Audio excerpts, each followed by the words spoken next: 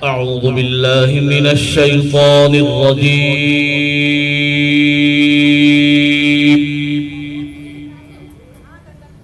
بسم الله الرحمن الرحيم.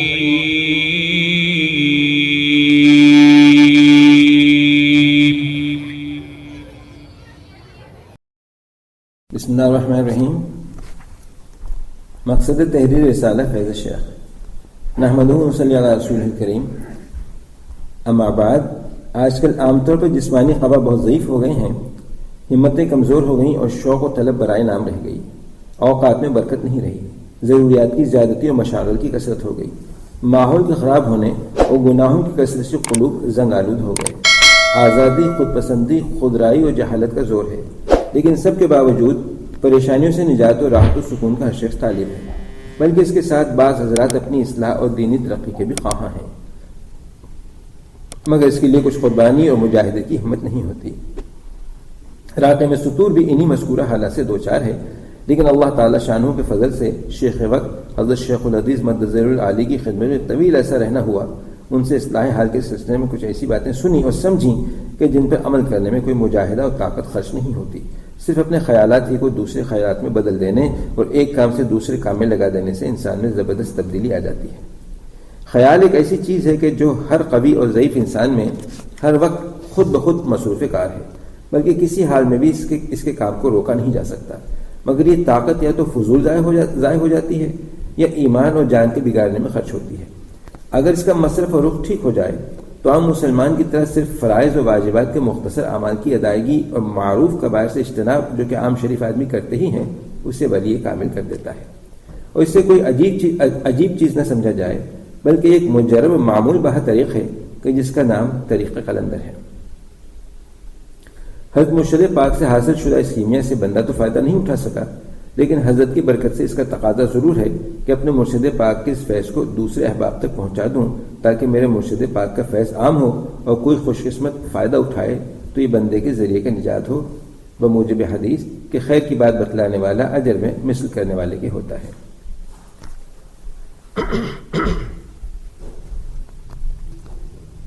حضرت مرشدی کی ایک نصیحت. آج سے تقریباً 35 برس قبل حضرت مرشدی روحی فدا نے ایک نصیحت فرمائی، جبکہ بندے نے حضرت سے مالدار بننے کے لیے اپنے بلند اذان کا ذکر کیا تھا. حضرت کے اصل الفاظ تو اس وقت محفوظ نہیں ہیں، مگر مطلب خوب یاد ہے اور اس کی وضاحت اب تک دل و دماغ میں خوب مستحضر ہے. حضرت نے فرمایا کہ انسان کو فضول کام میں وقت ضائع نہیں کرنا چاہیے. ہم کو جب امیر بننے کی سوچتی ہے تو یوں خیال کر لیتے ہیں کہ سہارنپور کی ساری دکانوں کا مالک میں اکیلا ہوں، ان پر میرے ہی ملازم اور کارندے کام کر رہے ہیں. خریدنا، بیچنا، حساب رکھنا اور اس میں سے اپنی اصل کارکردگی وصول کرنا اور باقی روپے جمع کرنا سب ان کے سپرد ہے. جتنے کی مجھے ضرورت ہوتی ہے وہ آ جاتا ہے اور باقی انتظامات کے تفکرات سے میں فارغ ہوں اور اپنے اصلی کام یعنی دینی کام میں مشغول ہوں.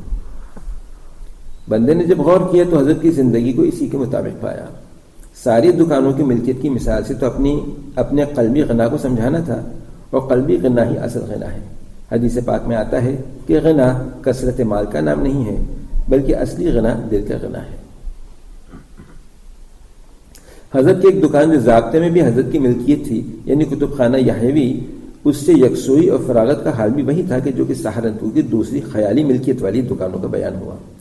اسی طرح دیکھا گیا کہ جب کسی دوسرے راستے سے مقدر کی کوئی چیز ذلیل ہو کر آ پڑی تو حضرت اسی وقت اس کو ٹھکانے لگا کر فارغ ہو گئے. اگر کوئی مصرف سامنے ہوا تو اس میں خرچ کر دیا، ورنہ کوئی مصرف تجویز کر کے نامزد کر دیا. حضرت کی یہ بات سن کر بندے کو اپنے سارے عزائم فضول اور لغو محسوس ہونے لگے. گویا ذرا سا خیال تبدیل ہونے سے زندگی کا رخ ہی بدل گیا. فکر و پریشانی راحت و سکون سے بدل گئی. بغیر ہاتھ پاؤں ہلائے فقیر سے غنی ہو گئے. کوئی اس قصے کو ایک لطیفہ سمجھ کر چاہے متکبرانہ طور پر مسکرا دے، مگر صادق و مصدوق فخر عالم سید الکونین صلی اللہ علیہ وسلم اسی دلی کی غنا کو اصل غنا و حقیقی غنا فرما رہے ہیں. ہمارے مخاطب مومنین خصوصاً برادران طریقتی ہیں، جن کے لیے حضور صلی اللہ علیہ وسلم کے ارشاداتی اصلی حقیقت ہیں. باقی سب نظر و فکر کا دھوکہ ہے. مگر جو شخص دھوکے میں ہو یا خواب کی حالت میں ہو، خود اس کو معلوم نہیں ہوتا کہ میں دھوکے میں ہوں یا خواب دیکھ رہا ہوں. اگر حقیقت معلوم ہو جائے تو دھوکہ ہی نہیں رہتا. حضرت ابو ذر رضی اللہ عنہ فرماتے ہیں کہ حضور اقدس صلی اللہ علیہ وسلم نے مجھ سے ارشاد فرمایا کہ ابو ذر، کیا تمہارا خیال ہے کہ مال کی کثرت غنا ہے؟ میں نے عرض کیا کہ بے شک۔ پھر حضور اقدس صلی اللہ علیہ وسلم نے فرمایا، کیا تمہارا خیال ہے کہ مال کی قلت فقر ہے؟ میں نے عرض کیا بے شک۔ تو حضور صلی اللہ علیہ وسلم نے ارشاد فرمایا کہ غنا صرف دل کا غنا ہے اور فقر صرف دل کا فقر ہے۔ حقیقت یہی ہے کہ اصل غنا دل کا غنا ہے، جس خوش قسمت کو بھی حق تعالیٰ نصیب فرما دے، اور یہی حقیقت زہد ہے کہ جس کے اندر مال کی محبت بالکل نہ ہو وہی غنی ہے، وہی زاہد ہے، چاہے ظاہر میں اس کے پاس مال ہو یا نہ ہو، اور جس دل میں دنیا کی محبت ہو وہ فقیر ہے، دنیا دار ہے، چاہے کتنا ہی مال اس کے پاس ہو۔ پھر حضرت مرشدی دامت برکاتہم کے فیض سے خیالات کی تبدیلی کی طاقت کے سارے پہلو اور تفصیلات سامنے آتی رہیں کہ محض خیال بدل دینے سے کس قدر عظیم منافع حاصل ہو سکتے ہیں۔ اس کے ذیل میں حضرت کے ارشادات اور اعمال قلبی کے جو بہت آسان لیکن بہت وزنی ہیں بطور امثلے کے آخر رسالے میں بیان ہوں گے۔ پہلے اس بات کی ضرورت ہے کہ جہاں سے خیالات اور اعمال پیدا ہوتے ہیں اس پرزے کی اصلاح ہو جائے تاکہ اعمال قلبی اور اعمال قلبی اور خیالات صالح پیدا ہوں۔ وہ پرزہ قلب ہے۔ اس کی اصلاح میں اکثر دینداروں کا ایک مغالطہ ہے کہ وہ ظاہری بدنی اعمال ہی کو اصل مقصود اور قلب کی اصلاح کا ذریعہ سمجھتے ہیں، حالانکہ حدیث پاک میں قلب کی اصلاح کو بدن کی اصلاح کا ذریعہ فرمایا گیا ہے۔ فرماتے ہیں کہ تحقیق جسم میں ایک لوتھڑا ہے کہ جب وہ درست ہو جاتا ہے تو سارا بدن ٹھیک ہوتا ہے، یعنی بدن سے نکلنے والے سارے اعمال صالح ہوتے ہیں، اور اگر یہ خراب ہو جائے تو سارا جسم خراب ہو جاتا ہے۔ سنو، وہ انسان کا دل ہے۔ البتہ اعمال قلبی کے جن ضروری اعمال ظاہری کا تقاضا کرتے ہیں ان کا بجا لانا بھی ضروری ہے۔ اگر کوئی اس تقاضے کو پورا نہیں کرتا بلکہ صرف اعمال قلبیہ ہی میں مشغول رہتا ہے تو سمجھا جائے گا کہ اس کے اعمال قلبیہ میں سچائی نہیں اور وہ ناقص ہیں۔ مذکورہ بالا حدیث پاک کی بنا پر سب سے پہلے اصلاح قلب کی فکر ہونی چاہیے۔ اس کے لیے اس رسالے میں وہ طریقہ لکھا جائے گا کہ جس میں نہ تو کوئی مال خرچ ہو اور نہ کوئی ریاضت شاقہ کرنا پڑے، صرف اس تحریر کو غور سے پڑھ کر ذہن کو صاف کر کے مطمئن ہو کر خیالات کے الٹ پھیر کرنے کا تھوڑا سا کام کرنا ہوگا۔ پنجاب کے ایک عارف حضرت بلے شاہ فرماتے ہیں کہ بلیا دل دا کی سمجھانا، اتھوں پٹنا اتھے لانا، یعنی اصلاح قلب کوئی مشکل کام نہیں بشرطے کوئی چاہے، صرف اتنی سی بات ہے کہ اپنے خیال کو ایک جگہ سے ہٹا کر دوسری جگہ مشغول کر دینا ہے۔ یہ بات ہے تو اتنی سی، لیکن ہے ایسی عظیم الشان کہ اپنا سب کچھ قربان کر کے بھی حاصل ہو جائے تو مفت ہے۔ اور مقصود یہاں اسی کو بیان کرنا ہے کہ بزرگوں کے بتائے ہوئے طریقے سے یہ کتنی آسانی سے حاصل ہو جاتی ہے۔ اصلاح قلب۔ اصلاح باطن کے ائمہ کے نزدیک اصلاح قلب کا جو مجرب طریقہ ہے اس میں 3 چیزیں اصل ہیں: ارادت، صحبت اور اصلاحی ذکر۔ اگرچہ ان تینوں اجزاء کے منافع جدا جدا بھی ہیں، مثلا ذکر کے بے شمار فضائل ہیں کہ جو بغیر صحبت و ارادت کے بھی حاصل ہوتے ہیں، اور صحبت کا نفع بغیر ذکر کے بھی حاصل ہوتا ہے، لیکن اصلاح قلب کے لیے تینوں اجزاء کا مجموعہ ہی مؤثر ہے۔ باقی ان کے متعلقات و معیدات اور کچھ محظورات ہیں کہ جن کا تعلق بھی خیالات ہی سے ہے۔ ان ساری چیزوں کا مفصل بیان تو بندے کے رسالے محبت میں ملاحظہ فرما رہے ہیں، یہاں تو صرف ارادت و صحبت سے متعلق اشکالات کی وضاحت مقصود ہے۔ ارادت۔ ساقی الست محبوب حقیقی نے معرفت کی شراب کا ایک چھینٹا روزے میں ساق میں پر ڈال دیا تھا کہ جس سے اس خاک کا ہر ذرہ مست ہو گیا تھا۔ اسی محبت کی آگ کا ایک شعلہ جب کبھی خوش قسمتی سے دل میں معرفت و حقیقت کی طلب پیدا کرتا اور روح کی غذا طلب کرتا ہے تو آدمی وصول اللہ تعالیٰ کی استعداد پیدا ہونے کے لیے اپنا تزکیہ اور اپنے قلب کی اصلاح چاہتا ہے، اور اس مقصد کے لیے گزشتہ غفلت کی زندگی سے توبہ کرنے اور آئندہ کے لیے رضا و تقوی والی زندگی گزارنے میں اپنی رہنمائی کے لیے کسی صاحب نسبت اور صاحب ارشاد شیخ سے اپنا مقصد اور ہدایت طلب کرتا ہے۔ اسی کو ارادت کہا جاتا ہے، اور یہی چیز بیعت بھی کہلاتی ہے۔ اسی کو اللہ کا نام سیکھنا اور توبہ کرنا بھی کہا جاتا ہے، کہ جس کی صورت شیخ کے ہاتھ میں اپنا ہاتھ دے کر زبان سے اقرار کرنا بھی رائج ہے۔ یہ ارادت بہت عظیم چیز ہے، جیسا کہ اس کے مذکورہ بالا مطلب اور مقصد سے ظاہر ہوتا ہے۔ حضرت مرشدی کا معمول بیعت کے وقت مختصر خطبہ پڑھنے کا بھی رہا ہے کہ جس میں یہ آیت شریفہ بھی پڑھی جاتی تھی۔ اس سے بیعت کی عظمت خوب ظاہر ہوتی ہے۔ یہ آیت مندرجہ ذیل ہے: ان الذین یبایعونک انما یبایعون اللہ ید اللہ فوق ایدیہم۔ ارادت کرنے والوں کے درجات۔ ارادت والوں کے کئی درجے ہیں، اپنے اپنے درجے کے مطابق ہی ان کی بیعت ہوتی ہے۔ جس طرح جہاد میں شرکت کرنا کئی درجے رکھتا ہے، جیسے کہیں جہاد کے لیے جان و مال کی تحریک ہو رہی ہو، لوگ چندہ دے رہے ہوں، یہ دیکھ کر ایک شخص دکان پر بیٹھا ہوا جیب سے 1 روپیہ نکال کر چندہ دے دیتا ہے۔ اگر دکھاوے کے لیے دیا ہے تو محض بیکار و گناہ ہوا، اگر دیکھا دیکھی سے ایک نیک کام کی ترغیب ہو گئی تو انشاءاللہ تعالیٰ ثواب ملے گا اور جہاد میں ایک درجے کی شرکت ہو جائے گی۔ لیکن اس کو اپنی اس معمولی شرکت سے کوئی پرواہ نہ ہوگی۔ چندہ لینے والا رسید کاٹنے لگے گا تو یہ کہہ دے گا کہ بھائی رسید کی ضرورت نہیں، آپ تشریف لے جاؤ، میری دکانداری کا حج ہوتا ہے۔ ایک دوسرا آدمی 1000-2000 دینے کا ارادہ کرتا ہے تو وہ چندہ وصول کرنے والوں کو اپنی دکان پہ بٹھائے گا، کچھ حال احوال بھی پوچھے گا اور یہ بھی دیکھے گا کہ کوئی معتبر آدمی بھی ہے اور اس سے رسید بھی لے گا۔ ایک تیسرا آدمی شہادت کے شوق میں بنفس نفیس مجاہدین میں شامل ہونے کے ارادے سے کھڑا ہوتا ہے تو گویا وہ اپنی بیوی کو بیوہ اور بچوں کو یتیم کرنے اور اپنے جسم کے ٹکڑے ٹکڑے کروا کر اللہ تعالیٰ کی رضا حاصل کرنے کے لیے کھڑا ہوتا ہے۔ تو ایسا آدمی پہلے اچھی طرح تحقیق کر لے گا کہ یہ جہاد اعلیٰ کلمت اللہ کے لیے ہے یا محض ملک گیری کے لیے فساد ہے، لشکر کو بھیجنے والا کون ہے، امیر لشکر کون ہے، دیانتدار سمجھدار آدمی بھی ہے یا نہیں کہ اپنی جان و مال کا تصرف اس کے سپرد کرنا ہے، کیا وہ ایسا ہے کہ دوران جہاد اس کے احکامات بلا دلیل مانے جا سکیں۔ کفار سے جہاد کرنے کو جہاد اصغر کہا جاتا ہے اور اصلاح نفس کے لیے اپنے نفس سے جہاد کرنے کو جہاد اکبر کہا جاتا ہے، جیسا کہ غزوے سے مدینہ پاک واپسی پر فخر دو عالم صلی اللہ علیہ وسلم نے ارشاد فرمایا تھا، رجعنا من الجہاد الى الاصغر الى الجہاد الاکبر ایو جہاد النفس۔ اسی لیے ارادت کرنے والا جہاد اکبر کرنے والا ہوا، جیسے جہاد اصغر میں شرکت کرنے والوں کی درجات کی تفاوت کی مثال دی ہے، ایسے ہی جہاد اکبر کرنے والوں کو مختلف درجات ہوتے ہیں۔ بعض لوگ بیعت کی حقیقت جانے بغیر بیعت کو ایک نیک کام سمجھتے ہوئے بیعت کا ارادہ کرتے ہیں، یہ بیعت توبہ کہلاتی ہے۔ اپنے گناہوں سے توبہ اور آئندہ نیک کام کرنے کا عہد تو آدمی تنہائی میں خود بھی کر سکتا ہے اور کرتے بھی رہنا چاہیے، لیکن اللہ تعالیٰ کی کسی مقبول بندے کو گواہ بنا کر اس کے ہاتھ پر توبہ کرنے میں قبولیت اور برکت زیادہ ہوتی ہے، اور اس بندے کے مرتبے اور وجاہت کی وجہ سے اس کا لحاظ ہوتا ہے۔ بزرگوں کے سلسلے سے ایک تعلق ہو کر سلسلے کی کچھ برکات بھی حاصل ہو جاتی ہیں کہ جو بعض وقت خصوصاً موت کے وقت اپنا رنگ بھی دکھلاتی ہیں، جیسا کہ آج کل دعانے کا ٹکٹ لے کر کوئی کسی سیاسی پارٹی میں شامل ہو جائے تو پارٹی کے نیچے سے اوپر تک کے لوگ اس کو اپنا آدمی سمجھتے ہیں، حسب قابلیت اس کا خیال رکھا جاتا ہے۔ انہی میں سے اگر کوئی کام کرنے والا اور قابل ہو تو ممبری اعزاز اور بڑے عہدے بھی دیے جاتے ہیں۔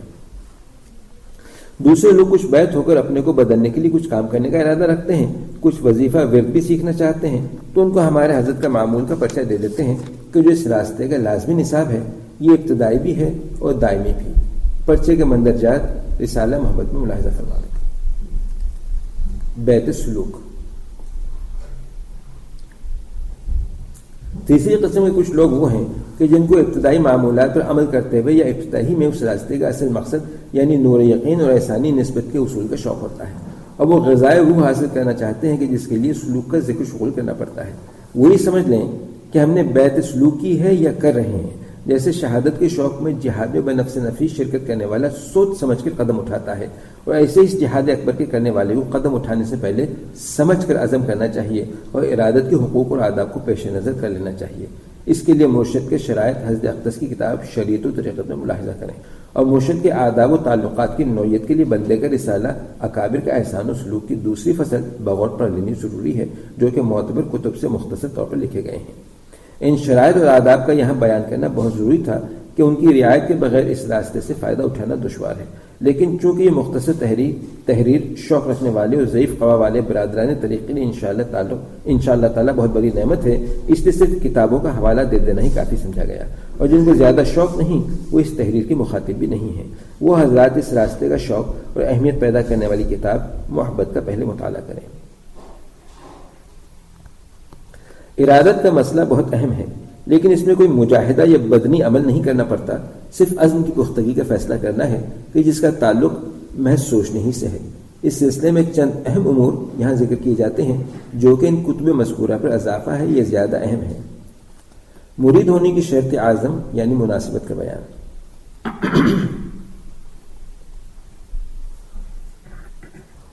حدیث پاک میں ہے الارواح جنود مجندہ فما تعرف منها ایتلف وما تناکر اختلف، یعنی محبت کی اصل وہ روحانی تعلق ہے کہ جو ازل سے ارواح کے اندر رکھ دیا گیا ہے۔ بیت ہونے والے سمجھدار خصوصاً صاحب علم حضرات شرائط شیخ کی تحقیق کر لیتے ہیں اور یہ معلوم ہو جاتا ہے کہ فلاں بزرگ شرائط و صفات میں سب سے بڑھ کر ہیں، لیکن ان بزرگ سے نفع حاصل ہونے کی شرط اعظم کی طرف عام طور پر توجہ نہیں کی جاتی، پھر بعد میں پریشان ہوتے ہیں۔ وہ شرط اعظم شیخ و مرید کی باہمی مناسبت ہے کہ جس کی بنا پر محبت و تعلق قوی ہو سکے، اور پھر محبت کے ساتھ سچی ارادت و عقیدت رنگ لاتی ہے، کیونکہ جب محبت کے ساتھ ارادت ہوگی تو احتیاط و افتقار بھی دل میں ہوگا، جس کے لوازمات میں سے انقیاد اور اتباع ہے، اور اس چیز سے شیخ کے فیوز و برکات مرید میں منتقل ہوں گے، کیونکہ فیوز الہیہ کا واسطہ شیخ ہے۔ اس میں مرید کا ذرا سا بھی عدم انقیاد اور صورت اعتراض فیض کے منقطع ہونے کا باعث بن جاتا ہے۔ لہٰذا محبت کے بغیر نری عقیدت سے کام نہیں بنتا۔ اگر کسی کو عقلی مناسبت اور عقیدت ہو لیکن محبت اور طبعی مناسبت نہ ہو تو وہ قابل علاج ہے۔ کثرت مجالست، کثرت ملاقات کرے اور شیخ کے کمالات علمی اور عملی کو سوچا کرے اور اس سے جو نفع ہو رہا ہے اس نفع کی عظمت کا استحضار کرے۔ اگر طبعی محبت بھی نہ ہو اور عقلی طور پر عدم مناسبت کے اسباب موجود ہوں، مثلا سیاسی، علمی، تبلیغی وغیرہ امور میں اختلاف ہو، تو ایسے شخص سے بیعت نہیں ہونا چاہیے، کیونکہ اس تعلق میں دل میں کوئی اعتراض، بحث اور چون چرا کی قطعی گنجائش نہیں۔ البتہ کوئی شاذ و نادر خصوصی صلاحیت والا ایسا ہو سکتا ہے کہ جس کو اپنے شیخ سے مذکورہ امور میں اختلاف اس کی محبت اور عقیدت میں فرق نہ ڈالے، بشرطے کہ شیخ کا مزاج بھی ایسا ہو، اس پر اس چیز کا اثر نہ ہوتا ہو، لیکن تربیت کے طور پر طریق میں اختلاف یا خود رائے سبھی کے لیے محرومی کا باعث بن جاتا ہے۔ بندہ اس مضمون کو اس لیے طول دے رہا ہے کہ ان اصولوں کے خلاف کرنے پر بہت سے اچھے صاحب علم حضرات کو پریشان اور بیچ میں لٹکتے ہوئے پراگندہ دیکھا ہے، کیونکہ اس راستے کی پہلی چیز ارادت ہے۔ اس میں غلطی ہو جانے سے ساری عمارت میں آخر تک کمزوری رہتی ہے۔ اس بات کی اہمیت فیض کی حقیقت پڑھنے کے بعد سمجھ میں آئے گی کہ جو آگے چل کر بیان ہوگی۔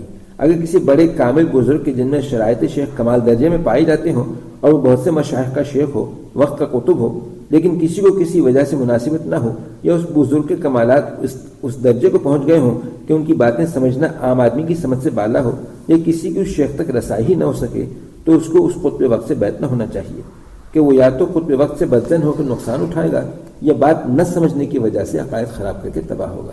ایسی حالت میں ان کے خلفاء یا ان سے کم درجے کا شیخ تلاش کرنا چاہیے اور پھر اس کے ذریعے اس قطب کا اور سارے سلسلے کا فیض بقدر اپنی ہمت کی حاصل کرے گا۔ مثال کے طور پر بجلی تو پاور ہاؤس سے آتی ہے، وہاں سے بجلی لینے کے لیے چاہے پاور ہاؤس کے قریب والے بڑے کھمبے سے اپنا تار جوڑ لے، چاہے دور والے چھوٹے کھمبے سے کہ جس میں باریک تار اور کمزور کرنٹ آتا ہے جوڑ لے۔ اگر بندش مضبوط ہو تو جتنی قوت و صفائی کا اپنا بلب ہوگا اتنی ہی روشنی اور کرنٹ پاور ہاؤس سے آ جائے گا۔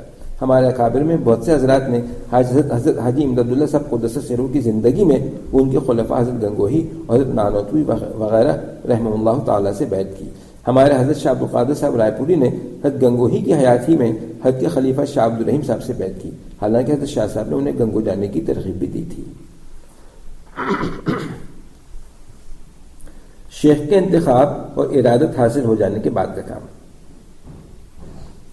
امداد السلوک میں لکھا ہے کہ جس کے دل میں سلوک اللہ تعالیٰ کے ارادے کا تخم قائم ہو جائے تو اس کو اس کی بہت حفاظت کرنی چاہیے، کیونکہ یہ غیبی مہمان ہے، بس اس کو غنیمت سمجھے۔ غیبی مہمان کے متعلق ارادت کے بیان کے شروع میں تذکرہ آ چکا ہے۔ اس کے سامنے مناسب غذائیں لا کے رکھے تاکہ پوری خوشی کے ساتھ ہضم کرے، اور اسی غذائیں در حقیقت شیخ طریقت کے سوا کہیں نہیں ملتی، کیونکہ ارادت کا تخم مرید کے دل میں اس بچے کی مثل ہے کہ جو عالم غیب سے پیدا ہو کر عالم شہادت یعنی دنیا میں آوے، پس اس کی غذا عالم غیب کے اس دودھ کے سوا کہ جو ماں کی پستان سے نکلتا ہے دوسری نہیں، بلکہ بازار کا دودھ بھی نہیں۔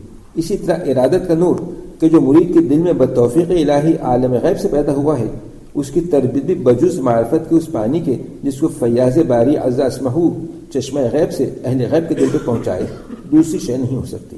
تو اہل غیب وہ مشائخ ہیں کہ جو رسول کریم صلی اللہ تعالیٰ علیہ وسلم کی مطابعت سے مشرف ہوئے اور فیوز و ارادت خداوندی کا ان پہ فیضان ہوا اور وہ اللہ والے ہو گئے۔ چنانچہ عوارف میں حضرت صلی اللہ تعالیٰ علیہ وسلم سے روایت منقول ہے کہ جو کچھ حق تعالیٰ نے میرے دل میں ڈالا تھا میں صدیق اکبر کے سینے میں ڈال چکا۔ آگے تحریر فرماتے ہیں، جب آپ کی عمر شریف ختم ہو گئی تو صحابہ کرام رضی اللہ تعالیٰ عنہم اجمعین کو اپنا خلیفہ چھوڑا، اور اسی طرح قیامت تک ہر زمانے میں ایسے لوگ رہیں گے کہ جو اللہ سبحانہ تعالیٰ کی طرف بلائیں۔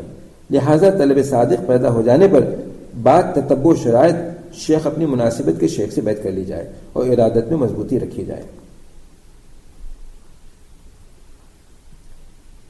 ارادت میں مضبوطی کا اثر ارشاد میں ہے کہ صحابہ کرام رضی اللہ تعالیٰ عنہم کو جو حضور صلی اللہ علیہ وسلم کی مختصر صحبت کی برکت سے فتوحات ہو جاتی تھیں اور ایک ہی جلسے میں اتنے معارف اور حقائق حاصل ہو جاتے تھے کہ دوسروں کو سال ہر سال کی خلوت میں بھی نہیں حاصل ہوتے۔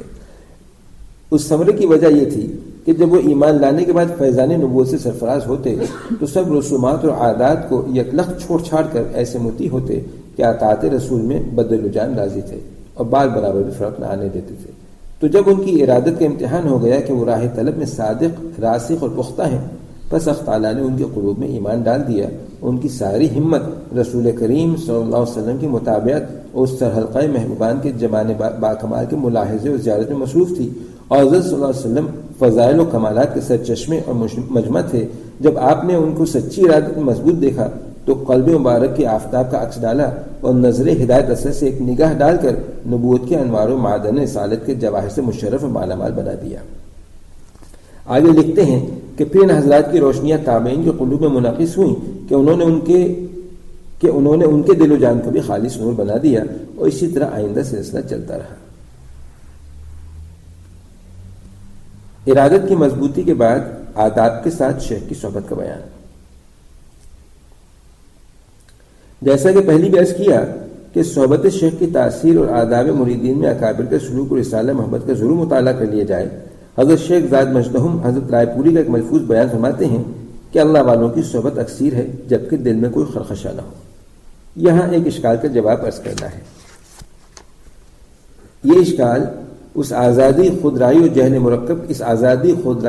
مرکب کے دور میں بعض پڑھے لکھے لوگوں کی زبان پر آ جاتا ہے، یا کم از کم ان کے طرز عمل سے اس کا اظہار ہوتا ہے کہ شیخ ذکر بتلانے میں ایک استاد اور قلبی امراض کے لیے تدابیر بتلانے والے ہی کی تو مثل ہے۔ ان کی صحبت میں بیٹھنے سے دین کی باتیں معلوم ہوتی ہیں۔ استادوں بزرگوں کا ادب تو کرنا ہی چاہیے، ہم بھی کرتے ہیں، مگر ادب میں اتنی باریک باریک باتوں کی اہمیت دینا کہ ان کے سامنے اونچی آواز سے بولا بھی نہ جائے، گردن جھکائے رکھے، کسی بات پہ دل میں بھی اعتراض نہ لائے، اس طرح کا معاملہ کرے جیسا کہ حضور صلی اللہ علیہ وسلم کے ساتھ صحابہ کرام کرتے تھے۔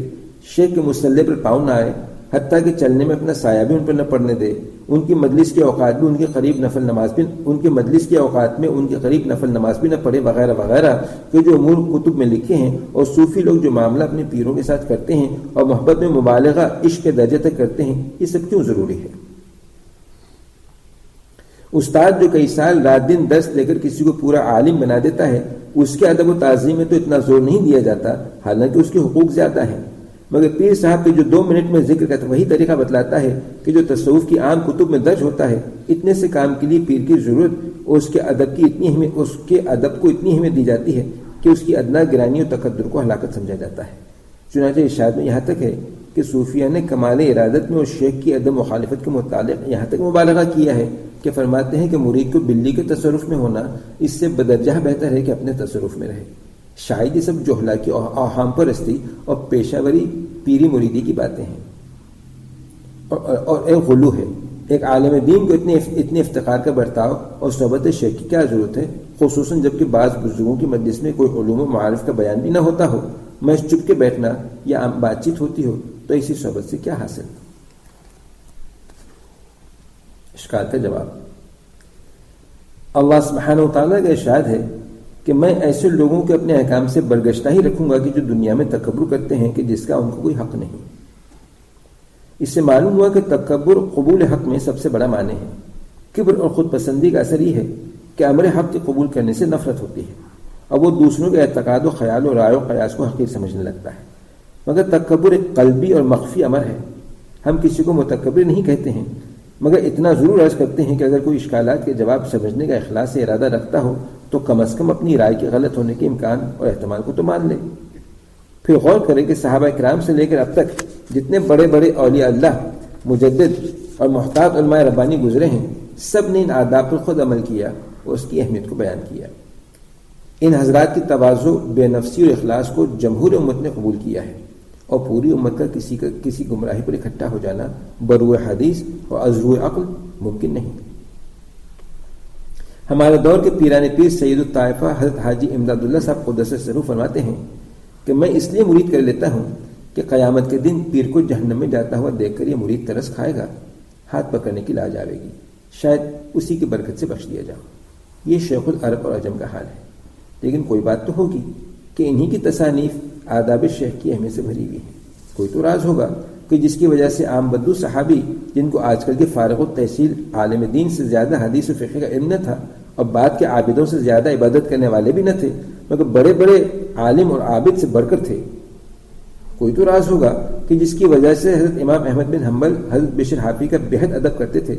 کسی نے وجہ پوچھی تو فرمایا کہ میں کتاب کا عالم ہوں اور وہ اللہ کے عالم ہیں۔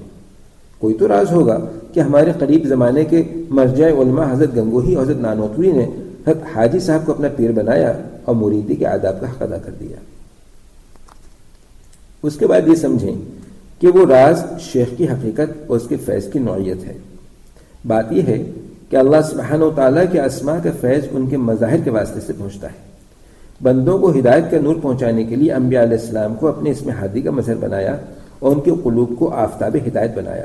اگر اللہ تعالیٰ چاہتے تو براہ راست بندوں کو ہدایت فرما دیتے، مگر اللہ تعالیٰ کی حکمت کا یہی تقاضا ہوا کہ یہ کام اپنی مشیت کے تحت انبیاء سے لیا جاوے۔ پھر انبیاء کے آنے پر بھی ہر شخص کو ہدایت نہیں ملی، اور جن کو ملی ان کو بھی برابر کا فیض نہیں پہنچا۔ جتنی سچی ارادت و محبت کا مظاہرہ جس نے کیا، اس نے اتنا ہی بڑا درجہ پایا۔ پھر صحابہ کو نیابت کے طور پر اسم ہادی کا مظہر بنایا گیا اور ان کے قلوب کا نور تابعین کے قلوب میں منعکس ہوا۔ اسی طرح اس کے بعد سلسلہ چلتا رہا، جیسا کہ گزشتہ اوراق میں بھی ذکر ہوا۔ حضرت شاہ ولی اللہ قدس سرہ قول جمیل میں تحریر فرماتے ہیں کہ ہماری صحبت و طریقت اور سلوک کے آداب کو سیکھنا متصل ہے رسول اللہ صلی اللہ تعالی وسلم تک صحیح سند سے، اور متصل ہے تا صاحب رسالت۔ تو شیخ کی حیثیت نائب رسول کی ہوئی اور حقیقت اسم ہادی کے مظہر کی ہوئی۔ اسی لیے حضرت حاجی صاحب قدس سرہ ضیاء القلوب میں فرماتے ہیں کہ مرشد کا حکم اور ادب خدا اور رسول کے حکم اور ادب کی جگہ سمجھے، کیونکہ مرشدین خدا اور رسول صلی اللہ علیہ وسلم کے نائب ہیں۔ یعنی مرشد کی اتباع اور اطاعت بطور نیابت کے ہوگی، یعنی خدا اور رسولی کے احکام پر چلنے اور عمل کرنے میں کمال پیدا ہونے کے لیے پیروی کی جائے گی، نہ کہ مستقل متاع سمجھ کر کہ کسی کے خود ساختہ حلال کو حلال اور حرام کو حرام سمجھنے لگیں کہ ایسی اطاعت شرک کی قسم ہے۔ امداد السلوک کے جو فرق المحدثین حضرت گنگوہی قدس سرہ کی تصنیف ہے، اس میں شیخ کو مظہر خدا فرمایا گیا ہے۔ لہذا ایک طرف تو شیخ کی حیثیت نائب رسول کی ہے اور دوسری طرف شیخ کی حقیقت مظہر خدا کی ہے۔ جب یہ بات ہے تو ظاہر ہے کہ آداب میں بہت ہی نزاکت اور احتیاط کی ضرورت ہے۔ اسماء مبارکہ چونکہ ذات پاک سے الگ نہیں، اس لیے ان کے مظاہر کو بھی ذات پاک سے خاص معیت، قرب و فنائیت حاصل ہوتی ہے، کہ جس کو حدیث قدسی میں فرمایا گیا ہے کہ اللہ تعالیٰ فرماتے ہیں کہ جب بندے کو اس کی کثرت سے نفل نمازوں اور نفلی عبادتوں کی وجہ سے میں اپنے قرب کا مرتبہ عطا فرماتا ہوں، تو میں اس کا کان بن جاتا ہوں کہ جس سے وہ سنتا ہے، اور اس کی آنکھ بن جاتا ہوں کہ جس سے وہ دیکھتا ہے، اور اس کا ہاتھ بن جاتا ہوں کہ جس سے وہ پکڑتا ہے۔ یعنی اس کا دیکھنا، سننا اور حرکات سب للہ فی اللہ اور من اللہ ہوتی ہیں۔ اس لیے ان کی زیارت سے اللہ تعالیٰ کی یاد پیدا ہوتی ہے، اور حدیث پاک میں اللہ والوں کی یہی پہچان آئی ہے کہ ان کے دیکھنے سے خدا یاد آئے۔ جن چیزوں کو اللہ کا نام لگا ہو اور خاص طور پر اس کی طرف نسبت ہو، وہ شعائر اللہ کہلاتی ہیں کہ ان کو دیکھ کر خدا یاد آتا ہے۔ ان کا ادب و تعظیم کرنا تقویٰ اور تواضع کی علامت ہوتی ہے۔ اللہ سبحانہ تعالیٰ کا ارشاد ہے کہ اللہ کے نبی اعظم شاعر اللہ سے ہیں۔ الحاصل کہ شیخ جب نائب رسول بھی ہے اور مظہر خدا بھی اور موصل اللہ بھی ہے، اس کو اللہ تعالیٰ کا دوست کہا جاتا ہے کہ جس کی وجہ سے اس کی معیت خدا اور قرب خدا حاصل ہوتی ہے، اور فانی فی اللہ اور باقی باللہ بھی ہے۔ ان کو دیکھ کر خدا یاد آتا ہے، اور دیکھنے والے کو جب خدا کی یاد ہوتی ہے تو اس ذرہ بھی مقدار کو رب العالمین کی یاد میں آ جانے کا شرف عظیم حاصل ہوتا ہے، کیونکہ ارشاد باری عز اسمہ ہے کہ فاذکرونی اذکرکم۔ تو ایسے شیخ کا دل و جان سے ادب و تعظیم کرنے والا ضرور متقی و متواضع ہو کر اللہ تعالیٰ کے نزدیک معزز ہوگا، اور کوتاہی کرنے والا متکبر اور محروم رہے گا۔ ادب و تعظیم کا مقابل اذیت پہنچانا ہے۔ حکیم الامت حضرت تھانوی رحمۃ اللہ علیہ فرماتے ہیں کہ اللہ تعالیٰ کے مقبول بندوں کو بنیت خیر بھی اگر کسی نے تکلیف پہنچا دی تو اس کے لیے یہ بھی خطرناک ہے۔ اور اس حدیث پاک سے استدلال فرماتے تھے کہ ایک بار حضرات صحابہ میں حضور اقدس صلی اللہ علیہ وسلم کے مرض الوفات میں اس امر میں اختلاف ہوا کہ آپ کو دوا پلائی جائے یا نہیں، جبکہ حضور اقدس صلی اللہ علیہ وسلم پر غشی طاری تھی اور آپ نے دوا پینے سے انکار فرما دیا تھا، اور پھر غشی طاری ہو گئی تھی۔ بعض صحابہ نے اجتہاد کیا کہ انکار ایسا ہی ہے کہ جیسا کہ مرض کی شدت میں ہر انسان غیر ارادی طور پر غفلت و بے ہوشی میں دوا پینے سے انکار کر دیتا ہے، اور بعض اصحاب نے اجتہاد کیا کہ آپ نے جو حکم فرما دیا ہے اسی کی تعمیل ہونی چاہیے۔ عام طبائع پر آپ کو قیاس کرنا صحیح نہیں۔ الغرض غلبہ محبت اور خیرخواہی میں دوا پلانے کی رائے پر عمل کیا گیا، لیکن جب حضور اقدس صلی اللہ علیہ وسلم کو افاقہ ہوا تو آپ نے ارشاد فرمایا کہ ان لوگوں کو فوراً دوا پلاؤ کہ جنہوں نے ہمیں دوا پلائی ہے، کیونکہ اندیشہ ہے کہ ان لوگوں کو حق تعالیٰ کسی سزا میں مبتلا نہ فرما دے۔ بخاری شریف میں حدیث قدسی ہے کہ جو شخص میرے کسی ولی کو ستائے میری طرف سے اس کو لڑائی کا اعلان ہے۔ دیگر گناہ کتنے بڑے بڑے ہیں، مگر کسی کے کرنے والے کو اللہ تعالیٰ نے اپنے ساتھ لڑائی کرنے سے تعبیر نہیں فرمایا سوائے اولیاء کی اذیت اور سود کھانے کے۔ خواجہ عزیز الحسن منظور رحمۃ اللہ علیہ کے جو پہلے ڈپٹی کلیکٹر رہے تھے، حکیم الامت سے بیعت ہو کر ڈپٹی کلیکٹر کو ناجائز سمجھتے ہوئے استعفیٰ دے دیا۔ ان پر جب اپنے مرشد کا مقام کھلا اور ان کے فیض کو دیکھا تو فرمایا کرتے تھے کہ میں ہوں اور حشر تک اس در کی جبیں سائی ہے، سر زاہد نہیں یہ سر سودائی ہے۔ امید ہے کہ شیخ کا مقام اور حیثیت اور آداب و رعایت میں مبالغے کی ضرورت سمجھ میں آ گئی ہوگی۔ اب شیخ کے فیض کی حقیقت اس کے کام کی عظمت کو بیان کیا جاتا ہے کہ یہ چیز بھی ذہنوں میں مبہم ہونے کی وجہ سے آداب میں لاپرواہی کا باعث بنتی ہے۔ فیض کا مطلب اثر آنا ہے اور فائدہ پہنچنا ہے۔ شیخ کا سب سے اہم اور ظاہر فیض وہی ہے جو کہ اولیاء اللہ اور شیخ کامل کی علامت بھی ہے کہ ان کو دیکھ کر اللہ سبحانہ و تعالیٰ یاد آ جاتے ہیں۔ اللہ تعالیٰ کی یاد کا پیدا ہو جانا سب سے بڑا فائدہ ہے۔ ارشاد باری تعالیٰ ہے کہ اللہ تعالیٰ کو یاد کرنا سب سے بڑی بات ہے، اور اسی پر اللہ تعالیٰ کا بندے کو یاد کرنا مرتب ہوتا ہے۔ ان کے پاس بیٹھنے سے دنیا کی محبت کم ہوتی ہے، اور دنیا کی محبت ہی تمام برائیوں کی جڑ ہے، جیسا کہ بحقی کی شعب الایمان میں مرسلن حضرت حسن سے مروی ہے کہ حب الدنیا راس کل خطیئت۔ اللہ تعالیٰ کی محبت اور آخرت کی فکر بڑھتی ہے، یہی چیز ایمان و تقوی کو کامل کرتی ہے۔ انہی دونوں باتوں میں کمال کا نام ولایت ہے۔ مندرجہ بالا فیض یعنی مندرجہ بالا تینوں اثرات کے حاصل ہونے کی دلیل تجربہ ہے۔ 2-4 روز ہی بیٹھ کر تجربہ کر لو، پھر شیخ کی خاموش مجلس اپنے گھر کے ماحول میں اپنی دلی کیفیت کا موازنہ کر لو۔ اگر کچھ فرق محسوس نہ ہو تو بے شک نہ بیٹھا کرو، کیونکہ یہی اثرات تو شیخ کامل کی اولین علامات و شرائط سے ہیں۔ اگر یہ علامات محسوس نہیں ہوتی تو یا تو وہ شیخ کامل نہیں ہوگا، اور اگر دوسرے معتبر حضرات اس کو شیخ کامل بتلاتے ہیں تو اپنی عدم مناسبت کی وجہ سے آپ کا وہاں نصیب نہ ہوگا، کیونکہ دینداروں کی ایک بڑی جماعت کا جھوٹ پہ اتفاق کر لینا اور خلاف شرع امر پر اجماع کر لینا عقلاً محال ہے، اور اس جماعت کے کسی فرد کی نیت پر بھی حملہ نہیں کر سکتے۔ زبان قلم کی اور قلم زبان کے شاہد ہیں کہ ہم کو ان مشائخ کی صحبت سے کہ جن کا سلسلہ صحبت حضرت صلی اللہ علیہ وسلم تک پہنچتا ہے، باطن میں فقہ اور عقائد کے علاوہ ایک خاص حالت پیدا ہوئی، اور یہ فقہ اور عقائد تو ان کی صحبت سے پہلے بھی ہمارے دلوں میں جلوہ گر تھے۔ اس حالت سے خدا اس کے دوستوں سے موانست، اعمال صالحہ اور توفیق حسنات اور اعتقادات حقہ میں مضبوطی پیدا ہو گئی، اور یہ حالت جو کہ کمال ہے دیگر تمام کمالات کا سبب ہے۔ اسی طرح دینداروں سچوں کی ایک جماعت یہ بھی کہتی ہے کہ ہم اپنے شیخ کے مجلس میں کئی اشکالات اور وساوس لے کر جاتے ہیں، اور وہاں سوال کیے بغیر ہمارے سوال حل ہو جاتے ہیں اور وساوس دور ہو جاتے ہیں۔ مجلس میں اطمینان و سکون حاصل ہوتا ہے۔ مندرجہ بالا منافع ہر آدمی کو محسوس تو ہوتے ہیں، مندرجہ بالا منافع ہر آدمی کو محسوس ہوتے ہیں، بشرطے کہ مناسبت ہو اور کوئی خلخشہ یا شیخ سے اعراض نہ ہو۔ ذاکر شاغل کو بھی یہی منافع زیادہ محسوس ہوتے ہیں، لیکن سب سے زیادہ نفع اہل نسبت کو ہوتا ہے کہ جو مذکورہ بالا منافع سے بھی زائد چیزیں ہیں۔ فیوز مشائخ کے قلوب میں منتقل ہونے کی توضیح اور نور کے معنی۔ اب اشکالات کے جواب میں تھوڑے سے ایہام اور ابہام کو صاف کرنا باقی ہے کہ شیخ کی صحبت سے جو فیض آتا ہے وہ کس طرح منتقل ہوتا ہے۔ نور اور انوارات کیا ہیں؟ ہم کو آنکھوں سے تو کچھ نظر آتا نہیں۔ پہلے یہ سمجھیں کہ یہ چیزیں یعنی فیض، انوارات وغیرہ روحانی اور معنوی ہیں۔ جب تک کسی شکل میں متشکل نہ ہو اس وقت تک ہمارے ظاہری حواس ان کا ادراک نہیں کر سکتے۔ دنیا کی مادی چیزوں میں بھی بعض چیزیں اتنی لطیف ہیں کہ ہمارے ظاہری حواس ان کو محسوس نہیں کر سکتے۔ آلات کے ذریعے حواس کی طاقت بڑھا کر یا اس چیز کا حجم بڑھا کر محسوس کیا جاتا ہے۔ مثلا بہت چھوٹے چھوٹے کیڑے کے جن کو جراثیم کہتے ہیں صرف آنکھ سے دکھائی نہیں دیتے اور وہ بڑی بڑی بیماریاں پیدا کر دیتے ہیں، اور وہی کیڑے بعض بڑی بڑی بیماریوں کے علاج اور دوا بھی ہیں۔ ان کو دیکھنے والے ماہرین ان کی بہت سی قسمیں ان کے مختلف خواص بتلاتے ہیں۔ اسی طرح بجلی کی رو تاروں کے اندر تاروں کے اندر موجودگی دکھائی نہیں دیتی۔ کرنٹ اگر لطیف ہو یا اس کا اثر ظاہر ہونے کے اسباب جمع نہ ہو تو ہاتھ سے چھونے سے بھی پتہ نہیں چلے گا۔ مطلب یہ ہے کہ مادی چیز کے مدرک ہونے میں حواس کے ضعیف اور قوی ہونے کے فرق سے کسی کو ادراک ہوتا ہے اور دکھائی دیتا ہے اور کسی کو نہیں۔ اسی طرح روحانی اور معنوی چیزوں کا بھی حال ہے کہ یا تو وہ متمثل ہو کر حواس ظاہری سے دکھائی دیں گی یا باطنی قوی حواس والے دل کی آنکھوں سے دیکھتے ہیں اور دیکھنے والے معتبر ماہرین کی خبروں سے مان لیا جاتا ہے۔ فیض کے محسوس ہونے کی مثال۔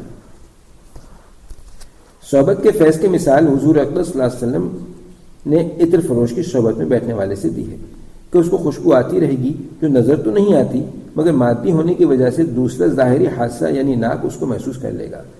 اگر کسی کی قوت شامہ بند ہو تو محسوس نہیں ہوگی مگر خوشبو آتی تو رہے گی، کچھ عرصے بعد کپڑوں میں بس جائے گی، دوسرے بھی محسوس کر لیں گے۔ جب اپنی ناک کھلے گی تو عطر فروش کی چھوٹی چھوٹی شیشیوں کی قدر معلوم ہوگی۔ صحبت کے اثرات تو بدیہی ہیں، اس کو عام لوگ مانتے اور محسوس کرتے ہیں۔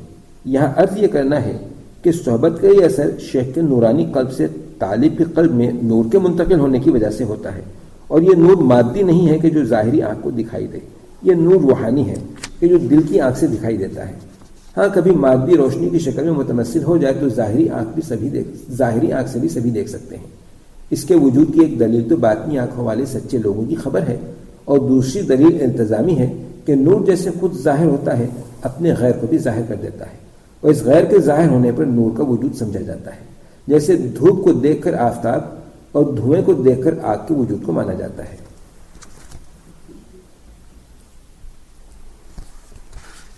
مادی نور مادی چیزوں کو ظاہر کرتا ہے اور معنوی نور معنوی چیزوں کو ظاہر کرتا ہے۔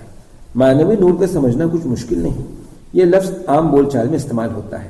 مثلا کسی پوشیدہ بات کے ظاہر ہو جانے پر کہا جاتا ہے کہ میں تو اندھیرے میں تھا، فلاں بات سن کر میری آنکھیں روشن ہو گئیں، یعنی آنکھیں کھل گئیں، فلاں بات کے سمجھ میں آنے سے مجھے روشنی ملی۔ ایسے موقع پر کہا جاتا ہے جزاک اللہ کے چشم باز کر دی۔ انوار کی مثالیں۔ اب سمجھیں کہ دین کا کچھ تو ظاہر ہے اور کچھ ان ظواہر کی حقیقت ہے، اسی حقیقت کو نور کہا جاتا ہے۔ مثال کے طور پر ارشاد الملوک میں ہے کہ اسلام تو 5 چیزیں ہیں، ارکان خمسہ، اور حقیقت اسلام ایک نور ہے کہ جو مومنین کے سینے میں ڈال دیا جاتا ہے۔ چنانچہ حق سبحانہ و تعالیٰ فرماتے ہیں کہ جس کا سینہ حق تعالیٰ نے اسلام کے لیے کھول دیا وہ اللہ کے نور پر قائم ہے۔ اعتقاد مغیبات جنت و دوزخ کے موجود ہونے کے علم کا نام ہے کہ جو قلب میں راسخ ہو جاتا ہے، اور حقیقت اعتقاد ایک نور ہے جو قلب میں داخل ہو کر شک و شبہ کو مٹاتا ہے۔ اسی طرح توحید حق تعالیٰ کی وحدانیت ظاہر کرنے کو کہتے ہیں، اور حقیقت توحید ایک نور ہے کہ جس کی وجہ سے خالق کے وجود اور مخلوق کے عدم کا مشاہدہ دل کی آنکھ سے ہوتا ہے۔ اسی طرح ایمان اور دین کی دیگر باتوں کا حال ہے کہ ایک ان کا محض علم ہے، ایک حقیقت کہ جس کو انوار کہا جاتا ہے۔ اللہ سبحانہ و تعالیٰ نے حضور صلی اللہ علیہ وسلم کے بارے میں فرماتے ہیں کہ اے نبی ہم نے تم کو نور اور مصدر سنانے والا، ڈرانے والا، اللہ کی طرف بلانے والا اور چراغ منیر بنا کر بھیجا ہے۔ منیر روشن کرنے والے اور دوسروں کو نور دینے والوں کو کہتے ہیں۔ بس اگر دوسروں کو روشن کرنا انسان کے لیے محال ہوتا تو ذات پاک صلی اللہ تعالی وسلم کو بھی یہ کمال حاصل نہ ہوتا، کیونکہ حضرت صلی اللہ علیہ وسلم بھی تو اولاد آدمی ہیں، مگر حضور صلی اللہ علیہ وسلم نے اپنی ذات کو اتنا مطہر بنا لیا کہ نور خالص ہو گئے، حق تعالیٰ نے آپ کو نور فرمایا۔ اسی طرح صحابہ کرام نے اس قدر تزکیہ فرمایا کہ وہ بھی نور بن گئے۔ حضور صلی اللہ علیہ وسلم نے دعا فرمائی کہ اللہ میرے سمع اور بصر اور قلب کو نور بنا دے اور خود مجھ کو سراپا نور بنا دے۔ بس اگر انسان کے نفس کا روشن ہونا محال ہوتا تو حضور صلی اللہ علیہ وسلم یہ دعا نہ فرماتے، کیونکہ محال بات کی دعا کرنا بالاتفاق ممنوع ہے۔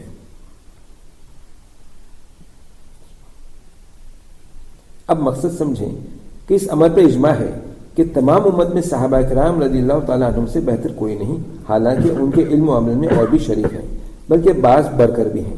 صحابہ کرام کی یہ فضیلت ان کی ایمانی احسانی اور حبی کیفیت کی وجہ سے ہے، نہ کہ محض علم نبوت کی وجہ سے، کیونکہ علوم نبوت غیر صحابہ کو بھی حاصل ہے۔ صحابہ کرام کو یہ کیفیت محبت نبی سے حاصل ہوئی تھی، کیونکہ انہوں نے صحبت نبی سے غلط ہے